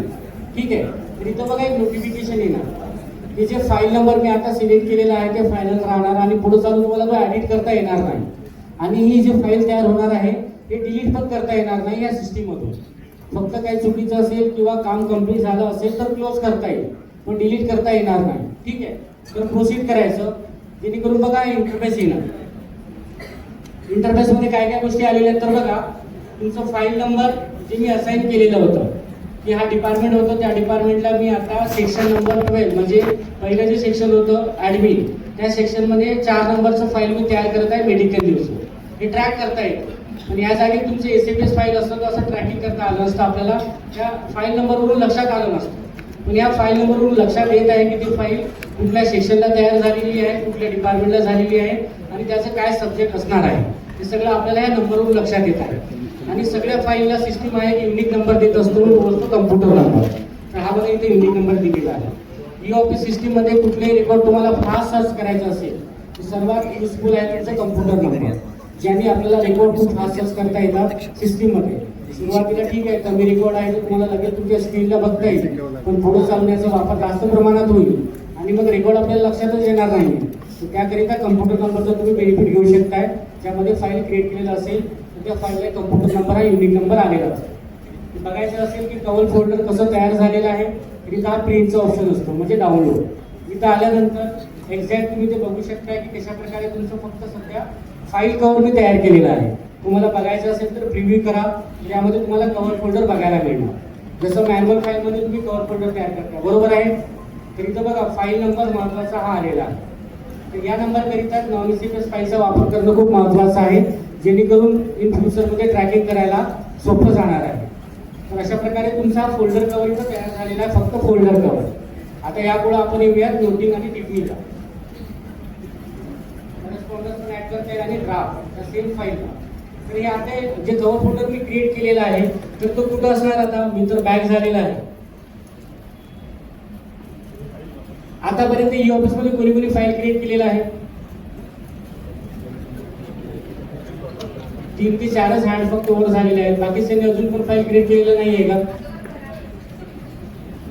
तर ते आता कव्हर फोल्डर कुठे गेलेलं असणार? फोल्डर कव्हर जे तयार केलेलं आहे मी ते कुठं असणार आहे? हा तरी सर माहिती असायला पाहिजे. माहिती नसेल तर साईन पण करता येणार नाही. ठीक आहे. तर इथं बघा आपल्याला पर्याय दिलेला आहे क्रिएटेडचं. तर कशा प्रकारे फॉर एक्झाम्पल तुम्ही सगळे मेलचा वापर करताय राईट. तर एखाद्या वेळेला बघा तुम्ही अर्धवट मेल लिहिला असेल आणि तो कुणालाच तुम्ही सेंड केला नसेल तर तो कुठं जातो ऑटोमॅटिक? सेम ई ऑफिस मध्ये जाणार तो क्रिएटेड मध्ये. हे आपल्याला माहिती असायला पाहिजे. एखादं पत्र आलेलं आहे तर तो येणार इनबॉक्स मध्ये. ठीक आहे. आणि तुमच्या लॉगिन वरून सेंड झाला असेल तर तो असणार सेंड बॉक्सला. तर आता बघा मी क्रिएटेड मध्ये आलेला आहे आणि सेम फाईल जे आता मी क्रिएट केलेलं होतं तो फोल्डर मला इथं बघायला मिळतात. सेम मी ओपन करणार. इथं खूप चुका होतात. युजर दरवेळेला इनबॉक्सलाच जातात. पण तुम्ही एखादं डॉक्युमेंट स्वतःहून फाईल तयार केलेला आहे तर तो क्रिएटेड मध्ये असणार आहे. ठीक आहे. आता दरवेळेला बघा तुम्ही ऑफिसर लेवलला आहात तर दरवेळेला तुम्हाला फाईल इनबॉक्सला येणार. तर एखाद्या वेळेला तुम्हाला पर्सनल फाईल तयार करायचं आहे तर त्यावेळेला ती फाईल इनबॉक्सला दिसणार नाही, ते असणार क्रिएटेड मध्ये जेव्हा तुम्ही तयार करणार. तर त्याकरिता हे ऑप्शन माहिती असायला पाहिजे. आल्यानंतर इथं 2 पार्ट आलेले आहे फाईलचे. आता मला मेडिकल लिव्ह घ्यायचा आहे, बरोबर. तर काय काय डॉक्युमेंट लागणार जेव्हा मला मेडिकल लिव्ह अप्रूव्ह होणार माझं किंवा तुमचं स्वतःच एखादं मेडिकल लिव्ह असेल तर तुम्हाला अप्रूव्ह करून घ्यायचं आहे. तर त्या फाईलला काय काय डॉक्युमेंट अटॅच करायला लागणार जेणेकरून तुमचं मेडिकल लिव्ह अप्रूव्ह होणार?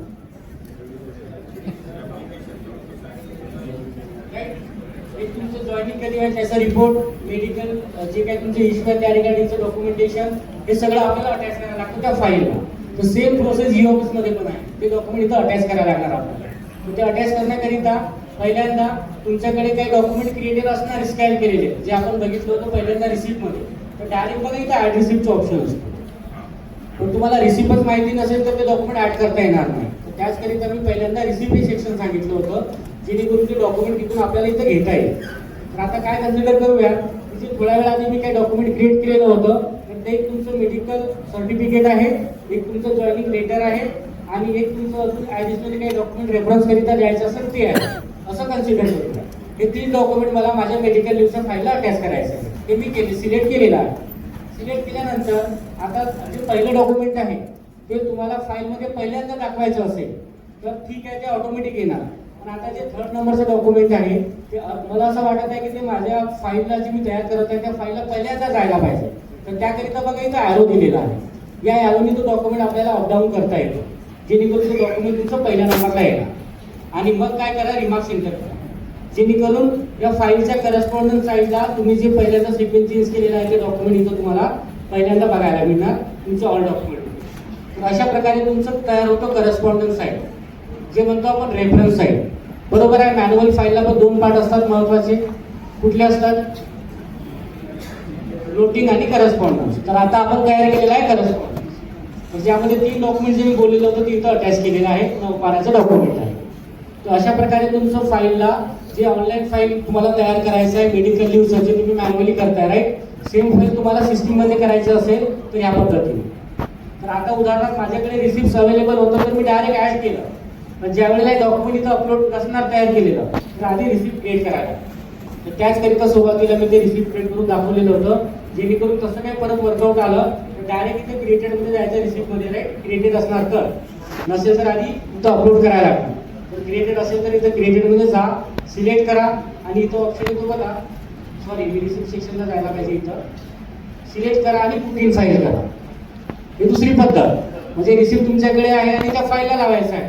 तर इथं तुम्ही ऑप्शनमध्ये जा क्रिएटेडमध्ये आणि रिसिप्ट सिलेक्ट करा. आता फाईल कुठलं होतं? Medical news right. आता त्याबद्दलचं माहिती असेल तर तुम्हाला लगेच त्या फाईलमध्ये सर्च करता येईल. नसेल तर काय होणार, आपल्याला 1 by 1 डेटा तिथं सर्चिंग करायला लागणार. त्याकरता मी काय घेणार बघा, हा कम्प्युटर नंबर. कम्प्युटर नंबर घेतल्यानंतर मी काय करणार, क्रिएटेडला जाणार, हे रिसिप्ट सिलेक्ट करणार आणि पुट इन फाईल करणार आणि सर्चमध्ये काय करणार, तो कम्प्युटर नंबर एंटर करणार. तर त्या म्हणजे 10-50 फाईलमधून ते फाईल माझ्या स्क्रीनला लगेच येणार आहे. जेणेकरून तुमचा वेळ वाचणार आणि तुम्हाला लगेच लक्षात येईल की ती फाईल तुमची कुठलं आहे.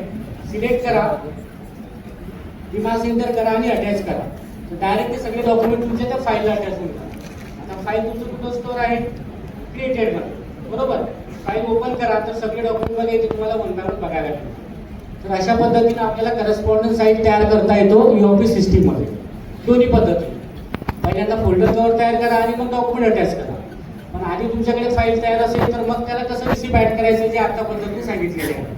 हे दोन्ही पद्धतीने आपल्याला डॉक्युमेंटेशन ॲड करता येईल. त्याचबरोबर या लिस्टमध्ये आता बघा मल्टिपल डॉक्युमेंट मी ॲड केलेला आहे. आता काही वेळेला असं होणार की तिथं चुकून डॉक्युमेंट ॲड झालं असेल तर तो आपल्याला रिमूव्ह पण करता आलं पाहिजे. इथं पण खूप लोकांची क्वेरी येतात, काही गडबडीत सगळं ॲड करून घेतात आणि नंतर म्हणतात सर हा चुकीचं झालेला आहे, आता काय करायचं. त्याकरिता काय करा, सिलेक्ट करा जे डॉक्युमेंट चुकलेलं आहे राईट. आणि इथे एक ऑप्शन आहे ॲक्शन टॅबमध्ये डिटेल्स, यावरती क्लिक करा आणि ते रिमार्क्स एंटर करा तर ऑटोमॅटिक तो डॉक्युमेंट यामधून रिमूव्ह होऊन जाणार आणि तो जाणार क्रिएटेडमध्ये आणि परत काय करून तुम्ही ॲड करू शकता. तर तशाकरिता हे प्रोसेस आपल्याला माहिती असायला पाहिजे जेणेकरून चुकून काही वर्कआउट झालं असेल तर डिलीट तर करता येणार नाही पण कमीत कमी रिमूव्ह तर करता येईल त्या फाईलमधून जेणेकरून तुमचं प्रॉपर एक फाईल तयार होईल. ठीक आहे. झाल्यानंतर आपण येऊया नोटिंग साईड. आता याच्या अगेन्स्टमध्ये आपल्याला टिप्पणी लिहावं लागणार आहे नोटिंग राईट. तर नोटिंग काय लिहावं लागणार जेणेकरून तुमचं मेडिकल डॉक्युमेंट तर मी ऍड केलेलं आहे, सगळं व्हॅलिडेट डॉक्युमेंट आहेत राईट. आता मला टिप्पणी लिहायचं आहे तर आपल्याकडे 2 पर्याय आहेत, ग्रीन नोट आणि येलो नोट.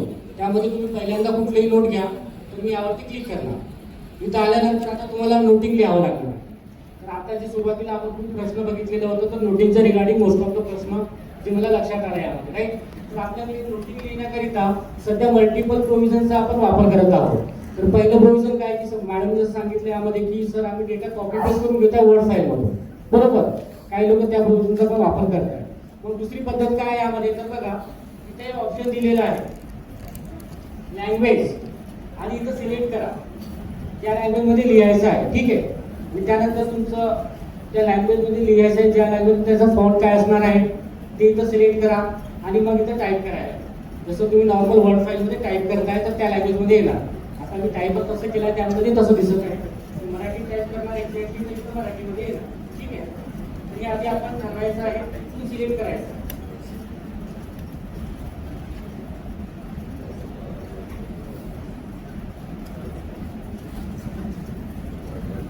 कसं आपल्याला टाईप पण करता येतं ॲज इट इज मराठी. तर हा झाला तुमचा दुसरा पार्ट. त्यानंतर इजून यामध्ये अजून एक पर्याय दिलेला आपल्याला, ज्यामध्ये आपल्याला स्टँडर्ड आणि क्विक नोटिंग अशा प्रकारचे एक ऑप्शन आहे. त्यालाच म्हटलेलं आहे क्विक नोटिंग. म्हणजेच काय की आपल्याला रिमार्क्स लिहायचं नसेल तर काही स्टँडर्ड रिमार्क्स दिलेले आहे शासनामध्ये जे आपल्याला वारंवार लागतात, त्याचा अख्खा लिस्ट दिलेला आहे यामध्ये. तर त्यामधून काय करा, फक्त सिलेक्ट करा आणि ऍड करा. डायरेक्ट तुमचं रिमार्क्स तुमचं नोटमध्ये येणार, ठीक आहे. हा तर झालं की स्पेसिफिक आपल्याला अप्रूव्ह, रिजेक्ट, सबमिट, डिस्कस असं करायचं असेल तर ते रिमार्क्स बघायला मिळतात. पण डिपार्टमेंट असे काही नोटिंग्स असतात जे आपल्याला वारंवार खूप लांब असतात आणि ते करायचे असतात. तर अशा काही नोटिंग्स असणार. तर इथं बघा आपल्याला प्रोव्हिजन दिलेलं आहे युजर डिफाईन नोट्स. म्हणजेच आपला रिमार्क्स आपल्याला इथं स्टोअर करून ठेवता येतात, क्रिएट करून ठेवता येतात त्यामध्ये. त्याकरिता प्रोव्हिजन दिलेलं आहे. आता फॉर एक्झाम्पल आता माझ्याकडे बघा नंबर ऑफ नोटिंग मी इथे क्रिएट केलेला आहे. आता उदाहरणार्थ माझा हा रिमार्क्स आहे आणि मला द्यायचं असेल तर मी सिलेक्ट करणार तर ऍड होऊन जाणार. पण ऍड होण्याआधी इथं आपल्याला क्रिएट करायला लागतात असे रिमार्क्स. आणि तुम्ही असे हजारो रिमार्क्स आधीच क्रिएट करू शकताय, जेणेकरून मी म्हटलं की मोबाईल फोननी पण एखादं फाईल पाठवायचं असेल तर असे रिमार्क्स असणार तर तुम्ही लगेच पाठवणार. आणि टाईप करायचं असेल तर त्यामध्ये कॉम्प्लिकेशन्स येणार. ते कसं सेट करायचं आपण ते बघूया त्यामध्ये. बघा आता उदाहरणार्थ माझे टिप्पणी आहे जी माझ्याकडे उदाहरणार्थ मला इथे युजर डिफाईन मध्ये सेट करायचं आहे. त्याकरता काय करायचं, तर इथं बघा सेटिंग मध्ये मी परत जाणार. इथं ऑप्शन दिलेलं आहे क्विक नोटिंगचं, यावरती क्लिक करा. इथं आल्यानंतर बघा आम्ही मल्टिपल रिमार्क्स तयार केलेले आहे, जेणेकरून जे आम्हाला पुढचं लागणार आहे किंवा मी डेमो करिता ते तयार केलेलं आहे. हे केल्यानंतर ऍड क्विक नोटिंग. इथं आल्यानंतर तुमचं रिमार्क्सचं लँग्वेज काय आहे ते आधी सिलेक्ट करा, ठीक आहे. जेणेकरून ते बायफर्केट होतात तिन्ही लँग्वेजमध्ये आणि आपल्याला आयडेंटिफाय करायला सोपं जातं. सिलेक्ट केल्यानंतर ओके करा आणि इथं कंटेंट तुमचे जे काही रिमार्क्सचं कंटेंट आहे ते पेस्ट करा. म्हणजे एका नुसत्या नोटिसचं कंटेंट 1000 कॅरेक्टर पर्यंत तुम्ही स्टोअर करू शकताय. असे हजारो नोट तुम्ही तयार करू शकताय जर तुम्हाला करायचं असेल तर. आता बघा इथं मी कंटेंट पण पेस्ट केलेला आहे. त्यानंतर ऍड नोट करा तर ऑटोमॅटिक बघा इथं आपल्याला ते नोट तयार होऊन बघायला मिळेल. त्यानंतर मी काय करणार, परत येणार माझ्या फाईलला, फाईल ओपन करणार आणि इथं आल्यानंतर मी काय करणार, माझ्या रिमार्क्सला जाणार आणि क्विक नोटिंग आणि युजर डिफाईन आणि युजरमध्ये मी जे लँग्वेज सिलेक्ट केलेलं आहे माझ्या रिमार्क्सचं ते मी तो सिलेक्ट करणार. तर बघा पहिल्या नंबरला तो रिमार्क्स आलेला आहे. जेणेकरून कुठल्याही वेळून कधी पण तुम्हाला रिमार्क्स द्यायचं असेल तर अशा प्रकारे तुमचे रिमार्क्स जे आहेत तुम्ही ते स्टोअर करा, ते तुम्हाला वारंवार द्यायला लागतात. आता वर्षामध्ये 365 डे असतात राईट, त्यामध्ये दर दिवशीला आपल्याला नवीन रिमार्क्स नसतोच. आपण एकच रिमार्क्स कितीतरी वेळा वापर करत असतो. अशा प्रकारचे जेव्हा तुमच्याकडे रिमार्क्स असणार तर तुम्ही असं स्टोअर करा यामध्ये. म्हणजे त्याचा वापर फक्त क्लिक करून तुम्ही यूज करा त्याला वारंवार लिहिण्यापेक्षा, ठीक आहे. अशा प्रकारे तुम्ही बेनिफिट घेऊ शकताय स्टँडर्ड आणि युजर डिफाईन नोटचं जे ऑप्शन आपल्याला दिलेलं आहे क्विक नोटिंग. तुम्हाला काही प्रश्न यामध्ये नोटिंग कसं लिहायचं ते दोन प्रकारे, एक तर तुम्ही वर्ड फाईल कॉपी पेस्ट करताय, सेकंड मी आता इथं सांगितलेलं आहे आणि थर्ड आता हे जे दाखवलेलं आहे. अशा प्रकारे 3 फंक्शनिंगचा वापर करून तुम्हाला नोटिंग जे आपण म्हणत असतो टिप्पणी त्याला ती लिहिता येणार आहे ई ऑफिस सिस्टीममध्ये. आणखी काही प्रश्न यावरती? महत्वाचा पार्ट आहे, एखाद्या फाईलच्या अगेन्स्टमध्ये आपल्याला टिप्पणी लिहायला लागतात मोस्ट ऑफ द वेळेला.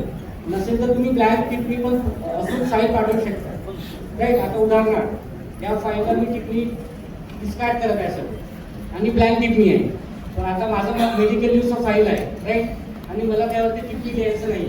माझ्या हँड ऑथॉरिटी त्यावरती रिमार्क देणार आहे, तर मी विदाऊट टिप्पणी लिहायला पण फाईल सेंड करू शकतो. असं कुठलंही कंपल्सन नाही आहे ऑफिस सिस्टीममध्ये की तुम्हाला दरवेळेला टिप्पणी लिहावंच लागणार आहे. डायरेक्ट मी ते क्लिक करणार बघा तर फाईल सेंडला जाणार. नोटिफिकेशन येणार की मी रिमार्क्स लिहित नाही आहे. हे रिमार्क्स तुम्ही सेट केलं असेल तरच येणार, नाहीतर येणार पण नाही. डायरेक्ट फाईल सेंडला जाईल. तर हे रिमार्क्स सेट करायचं असेल तर इथं हा सेटिंगमध्ये ऑप्शन असतो. इथून आपल्याला ते प्रिफरन्स सेट करायचं असतं. तरच तो टॅब येतो, नाही तर तो पण येणार पण नाही आणि डायरेक्ट तुमचं फाईल सेल होणार. आले लक्षात दोन्ही कन्सेप्ट? खूप लोकांचे प्रश्न असतात की सर मी तर काय काय वेळेला फक्त करस्पॉन्डन्स तयार करत असतो आणि फाईल हायर अथॉरिटीला पाठवतो, मग ते त्यांचे रिमार्क्स देतात. अशा वेळेला तुम्ही डायरेक्ट पाठवू शकता, त्यामध्ये कंपल्सन नाही की टिप्पणी लिहावंच लागणार आहे. बॅक करणार, परत तिथे अपलोड करणार आणि जे युजर डिफाईन नोट दिलेले आहे त्याचं बिलकुल घेऊनच तुम्ही नोट तयार करणार लगेच आणि मार्क्स आणि ऍड. अशा प्रकारे तुमचं आता बघा कव्हर फोल्डर, करस्पॉन्डन्स साईट आणि टिप्पणी हे फाईलला तयार झालेले आहे ऑनलाईन सिस्टीममध्ये. तर फाईल कशाचं होतं आपलं मेडिकल न्यूजचं. मेडिकल न्यूजच्या अगेन्स्ट डॉक्युमेंट आपण अपलोड केलेलं आहे राईट, आणि त्याचबरोबर त्याच्या अगेन्स्टमध्ये टिप्पणी लिहिलेला आहे. असा हा सिनेरिओ आहे यामध्ये. त्यानंतर आपण येऊया त्यामध्ये फ्लॅगिंगवरती. तुम्ही मॅन्युअल फाईलला सगळ्यांनी फ्लॅगिंग बघितलेलं असणार राईट. तर ते फ्लॅगिंगचं काय बेनिफिट होतो आपल्याला किंवा कशा करता असतात ते फ्लॅगिंग, जेणेकरून आपल्याला त्याचा फायदा घेता येतो? काय फायदा होतो? एक कलर कलरचं फ्लॅग स्टिक असतात राईट आपल्या मॅन्युअल फाईलला, ते कावर असतात किंवा त्याचा काय फायदा असतो राईट. जे काही त्या फाईलमध्ये महत्त्वाचं डॉक्युमेंट आहे ते आयडेंटिफाय करायला आपण फ्लॅगिंग करत असतो. तर तशाच प्रकारे ह्या सिस्टीममध्ये आपल्याला फ्लॅगिंग करता येतो, रेफरन्सिंग करता येतो. म्हणजेच काय की आता मेडिकल लीव्ह आहे, त्यामध्ये तुमचं डॉक्टरांनी दिलेलं सर्टिफिकेट हा महत्त्वाचा असणार आहे राईट. तुम्हाला ते मेन्शन करायचं आहे यामध्ये की माझे जे सर्टिफिकेट आहे ते महत्त्वाचं आहे, जेणेकरून हायर ऑथॉरिटी ते बघून लगेच त्यांचं अप्रुव्हल ऍक्सेप्ट किंवा रिजेक्शन जे काही असेल ते त्यांना देता येईल. तर तिथं आपल्याला कशा प्रकारे रेफरन्सिंग करता येईल ते आपण यामध्ये बघूया. तर त्याकरता काय करायचं, पहिल्यांदा इथं ऑलमध्ये जायचं. इथं चुका जिथं होतात ते मी वारंवार दाखवत आहे. इथं खूप वेळा चुका होतात. युजर काय करतात, डॉक्युमेंट ऍड केल्यानंतर त्यांचा हा इंटरफेस असतो. हा इंटरफेस जेव्हा इनेबल असेल आणि हायपरलिंक करायचं असेल किंवा रेफरन्स द्यायचं असेल, फ्लॅग करायचं असेल तर होणार नाही फ्लॅग. तर त्याचकरिता मी सांगितलं आहे पहिल्यांदा काय करा, ऑलवरती जा आणि तुमचे सगळे डॉक्युमेंट इथं ओपन करून घ्या, म्हणजे जे अटॅचमेंट आहे ते झाल्यानंतर तुम्ही तुमच्या टिप्पणीच्या साईडला आहे. बरोबर आहे, तुम्ही जे काही फ्लॅग स्टिक करताय त्याच्या अगेन्स्टमध्ये टिप्पणीमध्ये लिहिताय आधी ते डॉक्युमेंट कशाचं आहे आणि त्याचं रेफरन्स देत आहे तेव्हाच फ्लॅग स्टिक करताय. जे आपण स्टिक करतो राईट, ते लिहिल्यानंतर करतो. तर आता काय करायचं, नोटिंगमध्ये तुम्हाला लिहायचं आहे. फॉर एक्झाम्पल मी काय लिहिणार, जे काही माझं मेडिकल डॉक्युमेंट आहे as per correspondence page number 2 medical document for reference attach असं माझं रिमार्क्स आहे. ठीक आहे, जे मी हायपरलिंक करणार आहे. लिहिल्यानंतर काय करायचं, सिलेक्ट करायचं. सिलेक्ट केलं की बघा हे रेफरन्सचं ऑप्शन इथं ऑटोमॅटिक इनेबल झालेलं आहे. पण आता हेच या जागी माझं एक TOC असतं आणि मी हे डॉक्युमेंट इथं बघा म्हणजे लिहिलेलं कंटेंट सिलेक्ट करणार यामध्ये उदाहरणार्थ, आणि इथे येणार तर बघा हे डिसेबलच आहे. इनेबल झालं का नाही. त्याच करिता मी सांगितलं की पहिल्यांदा काय करा, हे ऑल ओपन करा आणि मग सिलेक्ट करा, जेणेकरून तुमचं फ्लॅग करण्याकरिता ऑप्शनही इनेबल होणार आहे. आता इनेबल झालेलं आहे बघा रेफरन्स, यावरती क्लिक करा. मी काय सांगितलं की पेज नंबर कुठलं महत्वाचं आहे यामध्ये जे अटॅचमेंट आहे माझ्या करस्पॉन्डन्सला, तर ते स्पेसिफिक पेज नंबर इथं सिलेक्ट करा आणि ओके करा, जेणेकरून त्या तुमच्या सेंटेन्सला किंवा टिप्पणीमध्ये जे महत्त्वाचं तुम्ही सांगितलेलं आहे त्याला लिंक येणार आणि जेव्हा मूव्ह होणार आणि बघायचं असेल तर डायरेक्ट यावरती ऑटोमॅटिक क्लिक करतो, ऑटोमॅटिक ते नवीन टॅबमध्ये तुमच्या स्क्रीनला बघायला मिळणार. आता यामध्ये 100 पेजेस आहेत आणि त्यामध्ये महत्त्वाचं फक्त 2च पेजेस आहेत राईट.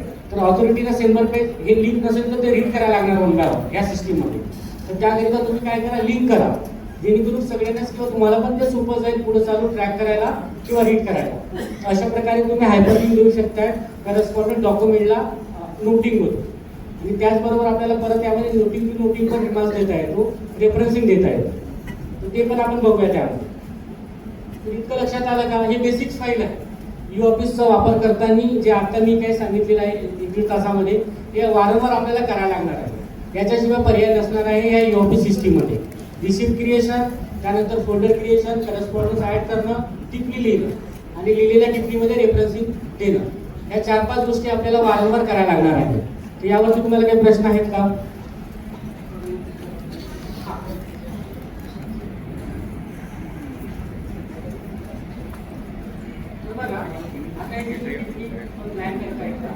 माझी इंटरफेस आहे राईट.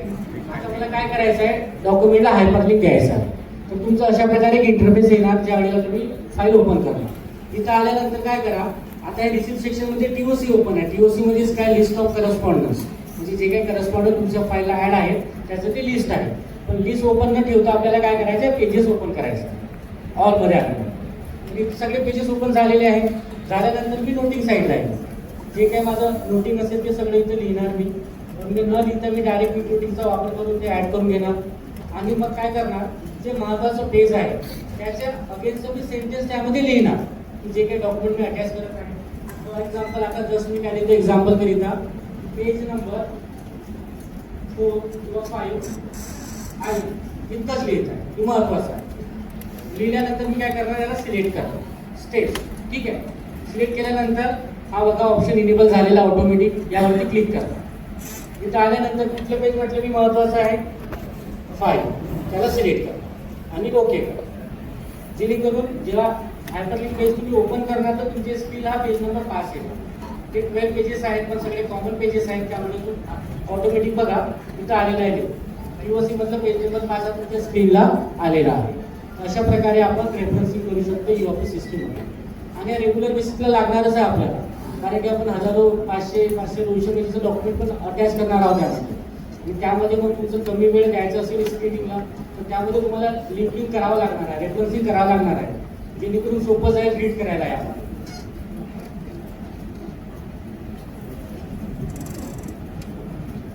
अजून कुणाचे काही प्रश्न यामध्ये? आता जे बघितलं आपण 3 गोष्टी त्यामध्ये. नवीन फाईल करता फोल्डर कसं तयार करायचं आणि त्याच फाईलला करस्पॉन्डन्स कसं ऍड करायचं आणि त्याच्या अगेन्स्टमध्ये टिप्पणी कसं लिहायचं, जे नोटिंग आपण म्हणत असतो राईट. आणि नोटिंग लिहिलेल्या डॉक्युमेंटला रेफरन्सला कसं लिंक द्यायचं आहे, या बेसिक गोष्टी आहेत, या वारंवार आपल्याला करायचं लागणार आहे.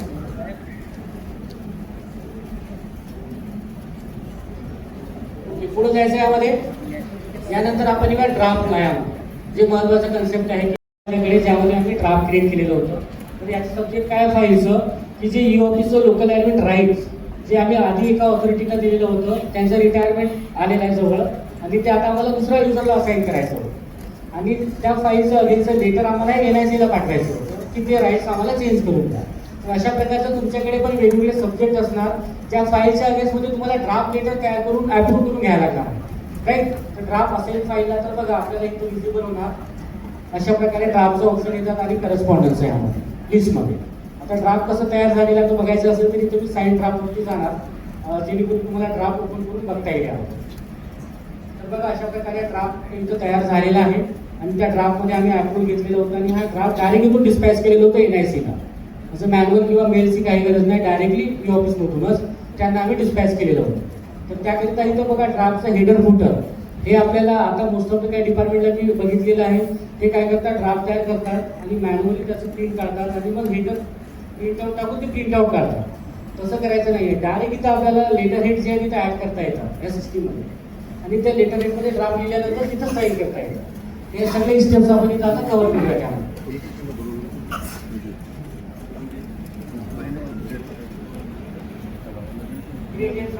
त्यानंतर मी आता जाणार यामध्ये बघा न्यू ड्राफ्ट आता क्रिएट न्यू ड्राफ्ट हे ऑप्शन आहे आणि ह्या फाईलच्या गेममध्ये आपण काय करूया ड्राफ्ट तयार करूया. आता इथं आल्यानंतर बघा ड्राफ्ट लिहिण्याकरिता पण पर्याय आहे आणि त्याचबरोबर तुमच्याकडे वर्ड फाईल डॉक्युमेंट असेल किंवा PDF तर ते अपलोड पण करता येतो आपल्याला. तर आता एक सरांचा प्रश्न होता की वर्ड फाईल डेटा जेव्हा आपण कॉपी करतो त्यावेळेला काही प्रॉब्लेम्स येत आहे राईट. कुणाचा प्रश्न होतो काही वेळा काय प्रॉब्लेम्स येत असेल एक्झॅक्टली मेडिकल टाका.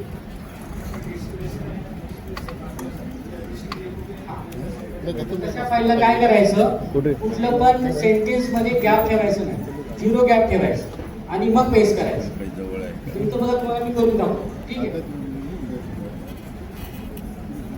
जेणेकरून तुमचे ते प्रॉब्लेम सॉर्ट आउट होऊन जाणार. त्यामध्ये गॅप 0 ठेवायचं. काय काय वेळेला बघा आपण लाईनमध्ये पण गॅप ठेवत असतो आणि वर्डमध्ये पण गॅप ठेवत असतो, ते 0 करायचं. त्या 0.1 0.5 जे असतात ते रिमूव्ह करायचं, 0 ठेवायचं आणि सेंटेन्सचं गॅप पण 0 करायचं. आणि एका पेज झाल्यानंतर मग आपल्याला बघायला मिळणार यामध्ये दाखवतो यामध्ये. आता मराठी फाईल असेल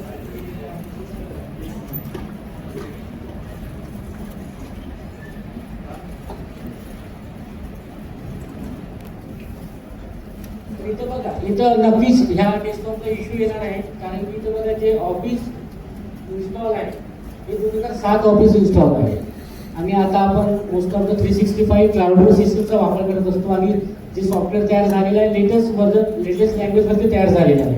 अशा वेळेला तुम्ही जेव्हा कॉपी पेस्ट करताय डेटा त्यामध्ये जे फॉन्ट सेटअप वगैरे सपोर्ट करत नाही.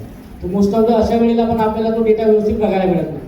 तर कमीत कमी आपल्याला जे सिस्टम जे आपण वापरत आहोत त्यामध्ये ऑफिस जे आहे 365 आता क्लाउड बेस्ड आहे, पण त्या आधीच आपल्याकडे 2012 2010 या वर्षात तरी वर्जन असायला पाहिजे. आता जे 2007चं आहे तर त्यामध्ये ते कम्फर्टेबिलिटी नसल्यामुळे ते तुमचा डेटा त्यामुळे प्रॉब्लेम्स होते.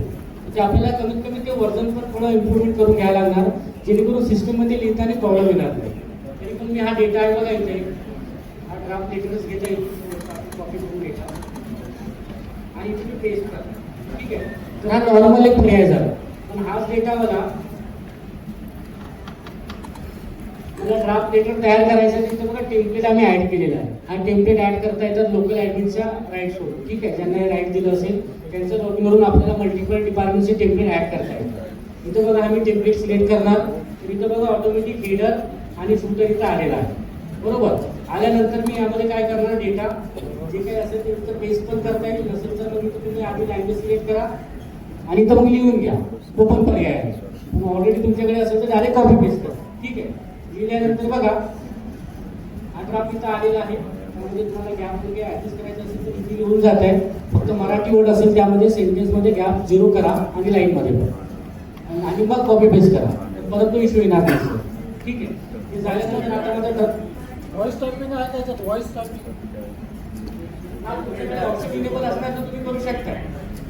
इथं कर्सर करा, या नोटवरती कर्सर क्लिक करा आणि तुमचं सेटअप सेट करून ठेवा आणि मग तुम्ही व्हॉइस करा, ते पण होऊन जाणार आहे. ठीक आहे, हे झाल्यानंतर बघा आता ड्राफ्टमध्ये मी काय केलेलं आहे कंटेंट लिहिलेलं आहे. लिहिल्यानंतर इथं खालच्या बाजूला अजून एक ऑप्शन आहे अटॅचमेंटचं. म्हणजे ह्या ड्राफ्टच्या अगेन्स्टमध्ये अजून काही रेफरन्स डेटा द्यायचा असेल तर तुम्ही तो सिलेक्ट करून ऍड करू शकताय.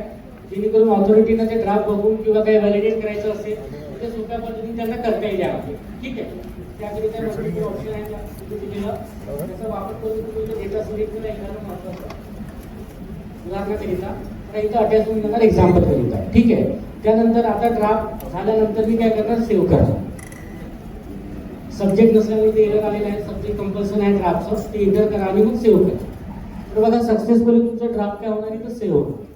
आता सेव्ह झाल्यानंतर इथं खालच्या बाजूला बघा आपल्याला 2 पर्याय बघायला मिळतात, एडिट आणि अप्रूव्ह. अप्रूव्ह ऑप्शन आलं म्हणजेच काय की या युजरला तो रोल असाइन आहे जो ड्राफ्ट अप्रूव्ह आणि साईनचा रोल दिलेला होता. राईट, मी दाखवलेला होतो सुरुवातीला इथं व्ह्यू मध्ये. तर या युजरला ड्राफ्ट साईन आणि अप्रूव्हचा रोल दिलेला आहे. त्याचकरिता ड्राफ्ट सेव्ह केल्यानंतर लगेच इथं मला ऑप्शन आलेला आहे एडिट आणि अप्रूव्हचं. पण ज्या युजरना ड्राफ्ट अप्रूव्हचा रोल दिलेला नसेल तर त्यांनाही तो ऑप्शन येणार सेंडचं, एडिट आणि सेंडचं. जेणेकरून ते युजर त्या ऑथॉरिटीला ड्राफ्ट सेंड करणार आणि मग ऑथॉरिटीला आल्यानंतर हे 2 ऑप्शन येतात. आता या ड्राफ्टमध्ये मला काही करेक्शन करायचं आहे तर डायरेक्ट एडिटवरती जायचं जेणेकरून हा फंक्शन इनेबल होणार आणि या ड्राफ्टमध्ये चेंजेस करता येईल. ठीक आहे, चेंजेस केल्यानंतर मग याला अपडेट करता येईल आणि परत जे मी केलेले चेंजेस आहे त्यामध्ये सेव्ह होणार. आणि आता फायनल झालं असेल तर मग आपल्याला काय करायचं आहे अप्रूव्ह करायचं. आता इथं बघा नोटिफिकेशन येतो direct once draft get approve no further change can be made. म्हणजे काही चेंजेस करता येणार नाही. तर काही चेंजेस असतील तर अप्रूव्ह करायचं आधीच करायचं आहे, नंतर काही होणार नाही. येस करा, डायरेक्ट तुमचं साईनचं ऑप्शन आलेलं आहे. आता साईनचं ऑप्शन होतं काही लोकांना की साईन खालच्या बाजूला वरच्या बाजूला जात आहे. तर इथं बघा पर्याय दिलेला आहे आपल्याला ई साईन मध्ये पण आणि डीएससी साईन मध्ये पण. तर काय ऑप्शन आहे कस्टम. तुम्हाला एक्झॅक्ट लोकेशनला सिग्नेचर करायचं असेल तर या ऑप्शनला क्लिक करा कस्टम. मग तुम्हाला असं इंटरफेस येणार. आता ह्या 2 पेजमध्ये तुम्हाला सिग्नेचर कुठं करायचं आहे तर हे तुम्ही स्वतः ठरवू शकता यामध्ये. आता उदाहरणार्थ मला सिग्नेचर इथं करायचं आहे तर मी इथं बॉक्स टाईप करतो जेणेकरून त्या बॉक्समध्येच माझं एक्झॅक्ट सिग्नेचर होणार. तर अशा पद्धतीने तुम्ही ते ऑप्शन सिलेक्ट करा आणि मग साईनवरती क्लिक करा. ठीक आहे, आता बघायचं असेल तर बघा थोडं वेळ लागेल पण यामध्ये मी दाखवतो तुम्हाला. कस्टम ई साईन करून बघूयात आपण. ठीक आहे, एक्झॅक्ट लोकेशनला विथ OTP ऑप्शन हा सिलेक्ट केलेला आहे मी. केल्यानंतर आता या 2 पेजेसमध्ये मला सेकंड पेजला न करता मला इथे सिग्नेचर करायचं. इथं मी बॉक्स तयार करणार. ठीक आहे, हा बॉक्स तयार केलेला आहे. केल्यानंतर मी काय करणार साईनवरती क्लिक करणार. तर इथे आपल्याला आधार कार्डचे 3 नंबर ज्यांचे ई साईन आहे राईट त्यांच्याकडे डीएससी साईन असेल तर डायरेक्ट करून तुम्ही साईन करू शकता. पण ई साईन असेल तर तुम्हाला आधार कार्डच्या शेवटचे 3 डिजिट एंटर करायला लागतात. त्यामध्ये आपल्याला लक्षात ठेवायला लागतं इथे एंटर करायचं. बघायचं आहे का साईन की डायरेक्ट तुम्ही बघायचं आहे?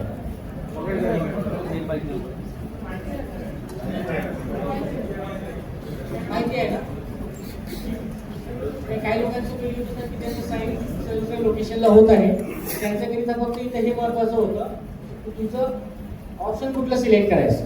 ठीक आहे, हे लक्षात आलं की डायरेक्ट तुम्हाला यामध्ये सिग्नेचर एक्झॅक्ट लोकेशनला करता येईल. आता पाठवताना पण सेम प्रोसेस की तुम्हाला डायरेक्ट डिस्पॅच करायचं आहे, एखाद्या सिटीजनला द्यायचं आहे. तर त्यामध्ये मग जसं सुरुवातीला ऍड रिसिप्ट केलेलं होतं मी रिसिप्ट सेंड करताना, राईट, तर त्या प्रोसेसने आला रिसिप्ट डिस्पॅच करायचं आहे. जेणेकरून पुढे चालून तुम्हाला यामध्ये ट्रॅक करता येणार आहे. इथे इश्युइंग ऑप्शन दिलेला आहे यामध्ये, तिथं आपल्याला ट्रॅक करता येतो त्या ड्राफ्ट लेटरला. तिथे 2 ऑप्शन येतात, सेंड विथ फॉलो आणि draft send with without follow. त्या ऑप्शनला क्लिक केले की तुम्हाला त्या हिशोबाने तो ट्रॅक करता येईल आणि इथे चेक करता येईल. अशा प्रकारे होतं हे ड्राफ्ट क्रिएशन सेम फाईल, जे आता मी फाईल क्रिएट केलेलं होतं त्यामध्ये हा ड्राफ्ट कंटेंट इथे ॲड झालेला आहे. आणि त्यामध्ये आपल्याला इथं बघायला मिळेल न्यू ड्राफ्ट. बघा ड्राफ्ट आलेला आहे, फक्त मी अप्रूव्ह केलेला आहे, साईन केलेलं नाही अजून पण त्यावर, त्यामुळे तो अप्रूव्ह लिहून आलेला आहे. साईन झालं की साईन आहे. त्यानंतर ही टिप्पणी, आता मला वाटतं की टिप्पणी कंप्लीट आहे, ओके आहे, यामध्ये काही करेक्शन होणार नाही, तर डायरेक्ट मला इथे कन्वर्ट करता येतो ग्रीनमध्ये. पण काही लोकांना डायरेक्ट येलो टिप्पणी पाठवायचं असेल तर त्या युजरनी काय करायचं आहे, कुठल्याही ऑप्शनला क्लिक करायचं नाही, डायरेक्ट सेंडवरती जायचं. इथं पण खूप लोकांचे प्रश्न असतात की सर मी तर येलो सेंड केलेलं होतं, पुढच्याने ग्रीन केलेला आहे. ते ग्रीन का बरं गेलेलं आहे? काही युजर काय करतात तिथे कन्फर्म करतात. आधी कन्फर्म केलं की काय होतं बघा ग्रीन नोट गेला आणि मग तुम्ही सेलवरती जाणार, तर ते त्या पुढच्या युजरला ग्रीनच जाणार आहे, येलो जाणार नाही. तर त्यावेळेला थोडंसं लक्ष द्यायचं आहे सेंड करताना. आणि मग इथं आल्यानंतर फाईल कुठं पाठवायची आहे, इंटरनल डिपार्टमेंट असेल डायरेक्ट युजरचं नाव टाईप करा यामध्ये.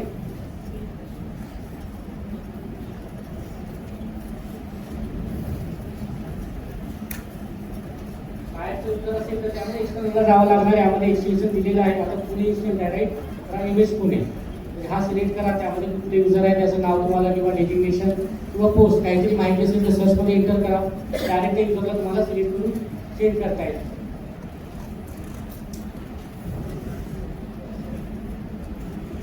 सगळे डिपार्टमेंटची लिस्ट आहे यामध्ये, त्यामध्ये युजर सगळ्यांना फीडबॅकचं ऑप्शन माहिती आहे. फाईल फीडबॅक करायचं म्हणजे चुकून एखाद्या वेळेला सेंड झाली असेल किंवा काय काय वेळेला ऑथॉरिटी लिव्हरची असतात आपल्याला माहिती नसतात, राईट. आपण डायरेक्टली त्यांना सेंड करून देतो आणि असं कन्सिडर करतो की माझं तर काम झालेलं आहे, मी पाठवलेलं आहे पुढच्यांना. पण ते लिव्हवरती आहे, त्यांनी काहीतरी डॉक्युमेंट दिलं असेल लिव्हचं पण, तर ते तुमच्यावरतीच येणार आहे की तुम्हाला माहिती असून पण तुम्ही परत का बरं घेतलेलं नाही आहे. तर फीडबॅकची तो ऑप्शन दिलेला आहे, रिटर्न घेऊन आपल्याला नेक्स्ट हायर ऑथॉरिटींना ते सेंड करता येतो. त्याकरता ते ऑप्शन बघा, सेंड केल्यानंतर आपल्याला सेंड बॉक्समध्ये जाऊन चेक करायचं असतं. आता फाईल सेंड झालेली आहे सक्सेसफुली, झाल्यानंतर मला बघायचं असेल तर मी जाणार सेंड बॉक्सला. इथं आल्यानंतर ती फाईल आपल्याला इथं बघायला मिळेल. ती बघा पहिल्या नंबरला फाईल आहे. इथं आल्यानंतर हा ऑप्शन इनेबल होतो फीडबॅकचं, म्हणजे एखाद्या वेळेला चुकून काही झालं असेल, सेंड झालं असेल किंवा परत घ्यायचं असेल तर त्या युजरच्या बघण्याच्या आधी, म्हणजे ज्या युजरला तुम्ही सेंड केलेलं आहे त्याचं बघण्याच्या आधी, म्हणजे फाईल ओपन करण्याच्या आधी तुम्ही रिटर्न घेऊ शकता. त्यांनी एकदा फाईल ओपन केलं की ऑप्शन ऑटोमॅटिक डिसेबल होतो. ठीक आहे, बघायचं असेल तर बघायचं दाखवतो तुम्ही लगेच. इनबॉक्सला येणार आहे, फाईल ओपन करणार, झालं मी ओपन केलेलं आहे. आता जेव्हा मी परत जाणार सेंड बॉक्सला फाईल होते तर बघा तो ऑप्शन तुम्हाला दिसणारच नाही, म्हणजे आता फाईल फीडबॅक करता येणार. तर अशा प्रकारे तो ऑप्शन आहे जेणेकरून आपल्याला फाईल रिटर्न घेऊन पुढचं कारवाई जे काही करायचं असेल आपल्याला ते करता येतं. आणि बाहेरच्या डिपार्टमेंटला जेव्हा तुम्ही फाईल पाठवणार तर पुढचे युजरनी ओपन केल्यानंतर अशा प्रकारे ठीक येणार. पण इंटरनल डिपार्टमेंट असेल तर तो ऑप्शन रिमूव्ह होणार फक्त, कारण की बाहेरच्या डिपार्टमेंटला पाठवलेला फाईल फीडबॅक करता येत नाही. त्याकरता तिथं ऑप्शन तर येणारच नाही. आणि त्यांनी ती फाईल ओपन केलं असेल तर डायरेक्ट तुमचं लॉगिनला ग्रीन टिक दिसणार असेल. म्हणजे एखादं मंत्रालय डिपार्टमेंट असेल, एखादं डिस्ट्रिक्ट डिपार्टमेंट असेल, त्यांना तुम्ही फाईल तुमच्या लॉगिनवरून सेंड केलेलं आहे, अशा सेंड केलेल्या फाईल फीडबॅक करता येत नाही. तर डायरेक्टली तुम्हाला त्या इंडिकेशनमधून लक्षात येईल की त्यांनी ते फाईल बघितलेलं असतं. बघा तिथे लिहून पण आलेलं आहे की सक्सेसफुली डिलिव्हर, म्हणजे त्यांनी ओपन केलेला आहे. आता हे जलसंपदा डिपार्टमेंटला सेंड केलेलं होतं फाईल, त्यांनी बघितल्यानंतर तो ऑप्शन त्यामध्ये आलेला आहे. अशा प्रकारचे ऑप्शन आहे. त्यानंतर क्लोजिंग फाईल, बल्क क्लोजिंगचे ऑप्शन मी सांगितलेलं होतं, राईट, की at a time 50 file close करता येतात. तर त्याकरिता सर्वात आधी हे पेज रेंज सिलेक्ट करायचं. म्हणजे जास्तीत जास्त फाईल तुम्हाला क्लोज करायचं असेल तर आता पेज रेंज सिलेक्ट आहे 10, तर फक्त इथं 10 फाईल जे असणार तुमच्या स्क्रीनला तर 10 क्लोज होणार. पण यापेक्षा जास्त आहे तर आधी इथं पेज रेंज चेंज करा. खूप लोकांना यामध्ये क्वेरी येतो की सर मला 50 करायचं आहे तर माझ्या स्क्रीनला 10 आहेत तेच होत आहे. हा परमनंटली म्हणजे काम झालं असेल तर क्लोज रिओपन करता येतो. क्लोज केलेली फाईल रिओपन करता येतो. जसं फिजिकल रेकॉर्ड काम झाल्यानंतर आपण कपाटावर स्टोअर करतो आणि काही महिने किंवा वर्षानंतर रिटर्न घेत असतो, तसंच क्लोज केलेली फाईल रिओपन करता येतो आपल्याला. ठीक आहे. केल्यानंतर पेज रेंज चेंज करा आणि मग इथं ऑप्शनला टिक करा जेणेकरून तुम्हाला at a time multiple file close करायला करता येणार आहे. हे क्लोज ऑप्शन, मल्टिपल ऑप्शन. ज्यांना रोल असेल तर डायरेक्ट क्लोज, ज्यांना रोल नसेल तर send file for approval. Authority approval देणार तेव्हाच ते क्लोज होणार. ठीक आहे. यामध्ये तुमचे काही प्रश्न आहेत का क्लोजिंग कन्सेप्टवरती? काही लोकांचे अजून प्रश्न असतात की सर काय काय फाईल्स क्लोज होत आहेत, काय काय फाईल क्लोज होत नाही. तर त्यामध्ये त्या फाईलचं पार्ट फाईल असतात आणि एखाद्या मेन फाईलचं पार्ट फाईल असेल तर फाईल कुठल्याही ऑथॉरिटीला असो क्लोज होणार नाही. दोन्ही फाईल तुमच्या लॉगिनला असायला पाहिजे आणि त्या फाईल मर्ज केल्यानंतरच आपल्याला क्लोज करता येतात. हे फाईलची माहिती पाहिजे जेणेकरून तुम्हाला मल्टिपल फाईल असणार त्याचं मेन फाईल आणि पार्ट फाईल पण असेल तर क्लोज करता येईल, नंतर क्लोज होणार. करा डायरेक्टली फाईल रिओपन आणि इनबॉक्सला असेल तर इनबॉक्सला, क्रिएटेड असेल तर क्रिएटेडला तिथं जाऊन ती फाईल तुम्ही ओपन करू शकता. आणि ज्या युजरना डायरेक्ट फाईल क्लोज करायचं प्रोव्हिजन नसेल तर त्यांना इथं बघा एक ऑप्शन असतो file pending for closing approval, submitted for closing approval. इथं बघता येतं की कुणाकडे पेंडिंग आहे. डायरेक्ट इथं ऑप्शन दिसतो रिपोर्टिंग ऑथॉरिटीज, जेणेकरून त्यांच्याकडे ॲडिशनली कॉलम असतो pending file for closing approval. तिथं जाऊन ऑथॉरिटी त्या फाईलचं रिक्वेस्ट ॲक्सेप्ट किंवा रिजेक्ट करतात जेणेकरून त्या फाईलचा स्टेटस चेंज होतो आणि मग आपल्याला बघायला मिळतात क्लोजिंगमध्ये. त्यानंतर इथे वरती ऑप्शन आहे पार्कचं. राईट, पार्क फाईलबद्दल कुणाला माहिती आहे का? खूप चुकीचा वापर होत आहे सध्या पण पार्क फाईल या ऑप्शनचं जे आम्ही आतापर्यंत बघितलेलं आहे. थोडंफार काही चुकलं असेल तर युजर पार्क करतो. पण पार्क करताना तुम्हाला लक्षात असायला पाहिजे जे काही तुम्ही पार्क करताय तर तुमच्या हायर ऑथॉरिटी करू शकतात, त्यांना बघायचं प्रोव्हिजन केलेलं असतं. तर अशाच फाईल पार्क करा जे जेन्युइन रिझन आहे तुमचं. म्हणजे एखादा डिपेंडन्सी असेल, एखादा डॉक्युमेंटमुळे तुम्हाला ते फाईल कंटिन्यू करता येत नसेल, प्रायोरिटीचं असेल तर अशाच फाईल फक्त पार्क करा. बाकी अननेसरी फाईल असणार तर त्यांना डायरेक्ट क्लोज करा. क्लोजचं प्रोव्हिजन दिलेलं आहे. पण काही लोकांना ते माहिती नसतात आणि सगळ्या फाईल पार्कच करत असतात थोडंफार काय चुकलं आणि ते ऑथॉरिटी चेक करून त्यावरती काय बघणार, त्यांना काही लक्षात देत नाही. तुम्ही रिमार्क्स पण काय देता ABC XYZ त्यावर काहीच लक्षात येत नाही. तर इथं बघा जेव्हा रिपोर्टला जाणार परत जाता EOP सिस्टीममधून बाहेर MIS रिपोर्टला, ज्यामध्ये पार्किंगचं डेटा, पेंडिंगचं डेटा, क्लोजिंगचं डेटा हे सगळं आपल्याला ट्रॅक करता येतं, यामध्ये बघता येतं. त्यामध्ये MIS रिपोर्ट अप्लिकेशन दिलेलं आहे. तिथं आल्यानंतर बघा नंबर ऑफ फाईल, त्यामध्ये किती पार्क आहे.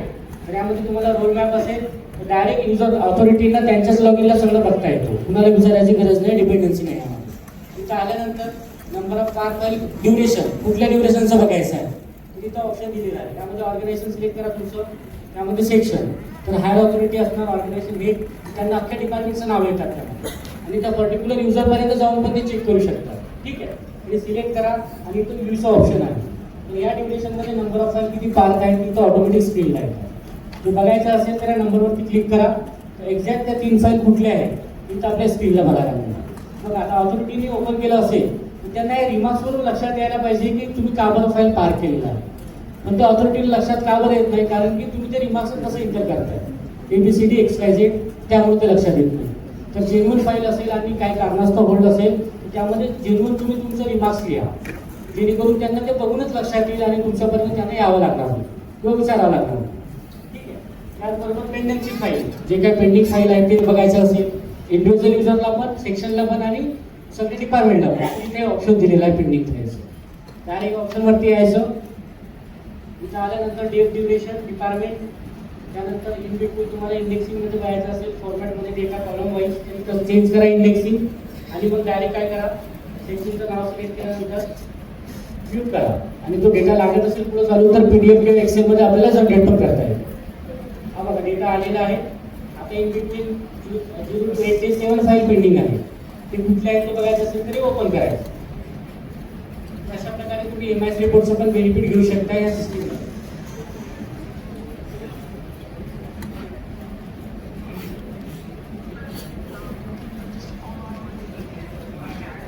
यामध्ये ई फाईलमध्ये तुम्हाला काही प्रश्न असतील तर सांगा, आपण बघूया.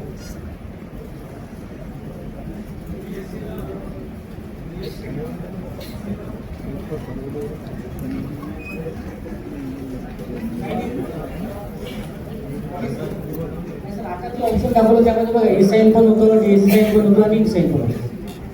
हा तर डीएससी होतो ना साईन.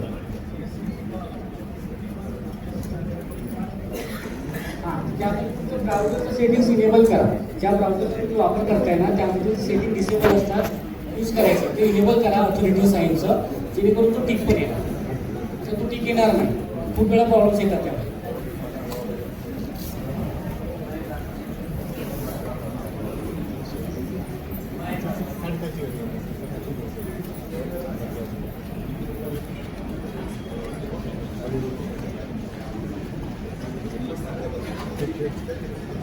फोल्डर करायचा पण प्रोसेस दिलेला आहे की इनबॉक्स मध्ये तुम्हाला फोल्डर क्रिएट करायचं असेल डिफरंट ते ऑप्शन इथं दिलेलं आहे.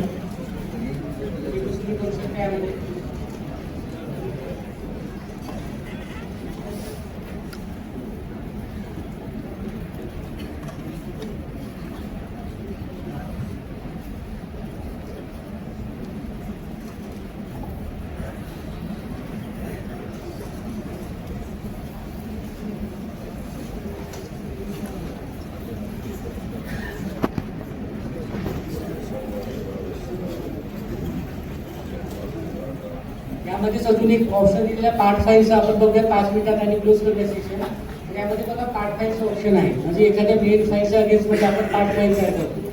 तर त्याचं काय रिझन असतात ज्यामध्ये आपण पार्ट फाईल तयार करत असतो मॅन्युअल रेकॉर्डमध्ये जे तुम्ही आतापर्यंत केलेलं असणार त्यामध्ये पार्ट फाईल का बरं तयार होतात किंवा करायचे असतात, जेणेकरून इथं लक्षात येईल की आपल्याला कुठल्या वेळेला करायचं आहे या सिस्टीममध्ये.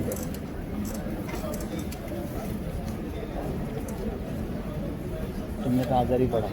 बरोबर, तर हा एक पहिला पर्याय त्यामध्ये रिझन आहे की एखादा फाईल तुमचा अदर डिपार्टमेंटला आहे आणि त्या सेम फाईलच्या अगेन्स्टमध्ये काही महत्त्वाचं अजून डेटा तुम्हाला करायचं असेल किंवा फाईल लागत असेल तर अशा सिनेरिओमध्ये आपण पार्ट फाईल तयार करायचं. आणि परत एक सिनेरिओ आहे की एखाद्या फाईलला 500 पेजेसपेक्षा डॉक्युमेंट जास्त झाले असतील गव्हर्नमेंटचं रूलप्रमाणे तर आपल्याला पार्ट फाईल तयार करावं लागतं, कारण की ते हॅवी होतात मुवमेंट करायला. तर अशा सिनेरिओमध्ये पार्ट फाईलचं ऑप्शन दिलेलं आहे बघा, सेकंड ऑप्शन न्यू फाईलच्या जस्ट खालच्या बाजूला पार्ट फाईल. इथं आल्यानंतर अशा प्रकारे इंटरफेस येणार. इथं आल्यानंतर जसं आपण नवीन फाईल करताना SAPS नॉन SAPS हे सगळे ऑप्शन येतात ते इथं येणार नाही. इथं काय होईल की जे तुमचं मेन फाईल आहे त्या फाईलचं सब्जेक्ट इथं ऑटोमॅटिक येणार, सब्जेक्ट आणि फाईल नंबर. ते त्याकरता चूज फाईल या ऑप्शनचा वापर करायचा, जेणेकरून ऑटोमॅटिक जे मेन फाईल असेल त्याच्या अगेन्स्टमध्ये आपल्याला इथं बघा आता फॉर एक्झाम्पल मला ह्या फाईलच्या अगेन्स्टमध्ये पार्ट फाईल तयार करायचा इथं मी सिलेक्ट करणार. तर या फाईलचं बघा सब्जेक्ट आणि नंबर हा ॲज इट इज येणार जे मेन फाईल आहे. अशा वेळेला पार्ट फाईलचा पर्याय आपल्याला दिलेला आहे सिस्टीममध्ये. काही लोकांना माहिती नव्हतं त्यामुळे ते काय करतात नवीन फाईल तयार करतात. मग एका सब्जेक्टच्या 2 फाईल एका स्टुडंटच्या 2 फाईल बघायला मिळतात थोडंसं. तसं न करता पार्ट फाईल वरती क्रिएट करा, जेणेकरून आणि परत आल्यानंतर दोन्ही फाईल आपल्याला मर्ज पण करता येतं. इथं बघा मर्जचा ऑप्शन असतो फाईल मर्ज. एखाद्या फाईलला पार्ट फाईल तयार असेल तर मेन फाईल आधी ओपन करा. ओपन केल्यानंतर इथं मोरमध्ये बघा मर्ज फाईलचं ऑप्शन असतं, जेणेकरून थर्ड टाइम काही परचेस करायचं असेल किंवा त्या फाईलवरती वर्कआउट करायचं असेल तर दोन्ही फाईल तुम्हाला रेफरन्स करिता अवेलेबल असणार आणि त्या फाईलच्या मदतीने तुम्ही थर्ड फाईल तयार करू शकता. आणि त्याचबरोबर ॲडिशनल काही दुसऱ्या फाईलला लिंक करायचं पण इथं प्रोव्हिजन आहे. एखाद्या फाईलला एखाद्या फाईल रेफरन्स करिता लिंक करायची असेल तर इथं ऑप्शन आहे लिंक फाईल्स. यावरती क्लिक करा आणि त्या फाईलला इथं लिंक करून सिलेक्ट करा, जेणेकरून फाईल लिंक पण करता येतात ज्या डिफरंट सब्जेक्टच्या असतात. सेम सब्जेक्ट असेल तर आपल्याला पार्ट फाईल मर्ज करता येईल. डिफरंट सब्जेक्टच्या फाईल असणार तर लिंक करून आपल्याला फॉरवर्ड करता येतात आणि कामं झाल्यानंतर ते डिसलिंक पण करता येतात त्या फाईल, म्हणजे परत त्यांना ते रेफर करता येणार नाही त्या सिंगल फाईलच्या अगेन्स्टमध्ये. त्याकरिता हे प्रोव्हिजन इथं दिलेलं आहे. आणि ज्या इम्प्लॉयना ॲडिशनल चार्ज असतात ऑथॉरिटीला किंवा कर्मचाऱ्यांना पण तर त्यांचं नावं मल्टिपल वेळा येतात लिस्टमध्ये जेव्हा तुम्ही फाईल सेंड करा. तर त्यावेळेला तुम्ही त्यांच्या सेक्शनकडे लक्ष द्यायचं. तर उदाहरणार्थ इथं बघा असं कुठं झालेलं आहे की फाईल चुकीच्या सेक्शनला सेंड झालेली आहे आणि युजरने ती बघितलेलंच नाही. ठीक आहे, आता उदाहरणार्थ ही फाईल आहे, ही फाईल मला सेंड करायची. ठीक आहे, तुम्ही सेंडवरती जाणार आणि इथं बघा एखाद्या युजरचं नाव टाईप करा. आता हे युजरचं नाव बघा तुम्हाला मल्टिपल वेळा बघायला मिळणार. तर हे का बरं येत आहेत, कारण की यांच्याकडे ॲडिशनल चार्ज आहे. तर यावेळेला तुम्ही इथं सेक्शनवरती लक्ष द्या. तुमचं जे सेक्शन आहे, काही गडबडमध्ये होतं की पहिल्यांदा लगेच नाव सर्च करू, आपण आलं की नाव सेव्ह करत असतो फाईल. तर तसं न करता आधी सेक्शन व्हेरीफाय करा आणि मग ते स्पेसिफिक नाव सिलेक्ट करा, जेणेकरून त्या युजरला त्या सेक्शनला फाईल ती रीड करता येईल. ज्यांच्याकडे ॲडिशनल चार्ज असतात त्यांची इथं मल्टिपल प्रोफाईल असतात, 1 by 1 दर सेक्शनचं, म्हणजे एका सिंगल लॉगिनला तुम्हाला डेटा येणार नाही. ठीक आहे, तर अशा प्रकारे बेसिक्स होतं जे आता आपण बघितलं यामध्ये. अजून कुणाचे काही प्रश्न असतील तर विचारा, नाही तर आपण थांबू. आणि ई ऑफिस रेफरन्स करिता युजर मॅन्युअल इथं दिलेलं आहे, DSC गाईडलाईनचं नोट दिलेलं आहे आणि त्याचबरोबर फ्रिक्वेंटली आज क्वेश्चन, म्हणजे ई ऑफिसमध्ये जे काही फंक्शनिंग आहे त्या फंक्शनिंगचं उत्तर आणि स्टेप्स सगळं इथं दिलेलं आहे. म्हणजे एखादी गोष्ट तुम्हाला करायची असेल तर ते कसं करायचं आणि ते कावर होत आहे की नाही. इथं बघा, उदाहरणार्थ how can I start working on e file in my inbox, अशाच प्रकारे सगळ्या प्रश्नाचे उत्तराचे फंक्शनिंग दिलेलं आहे. तुम्ही रेफर करू शकता पुढे जर तुम्हाला कुठे काही क्वेरी येत असेल तर.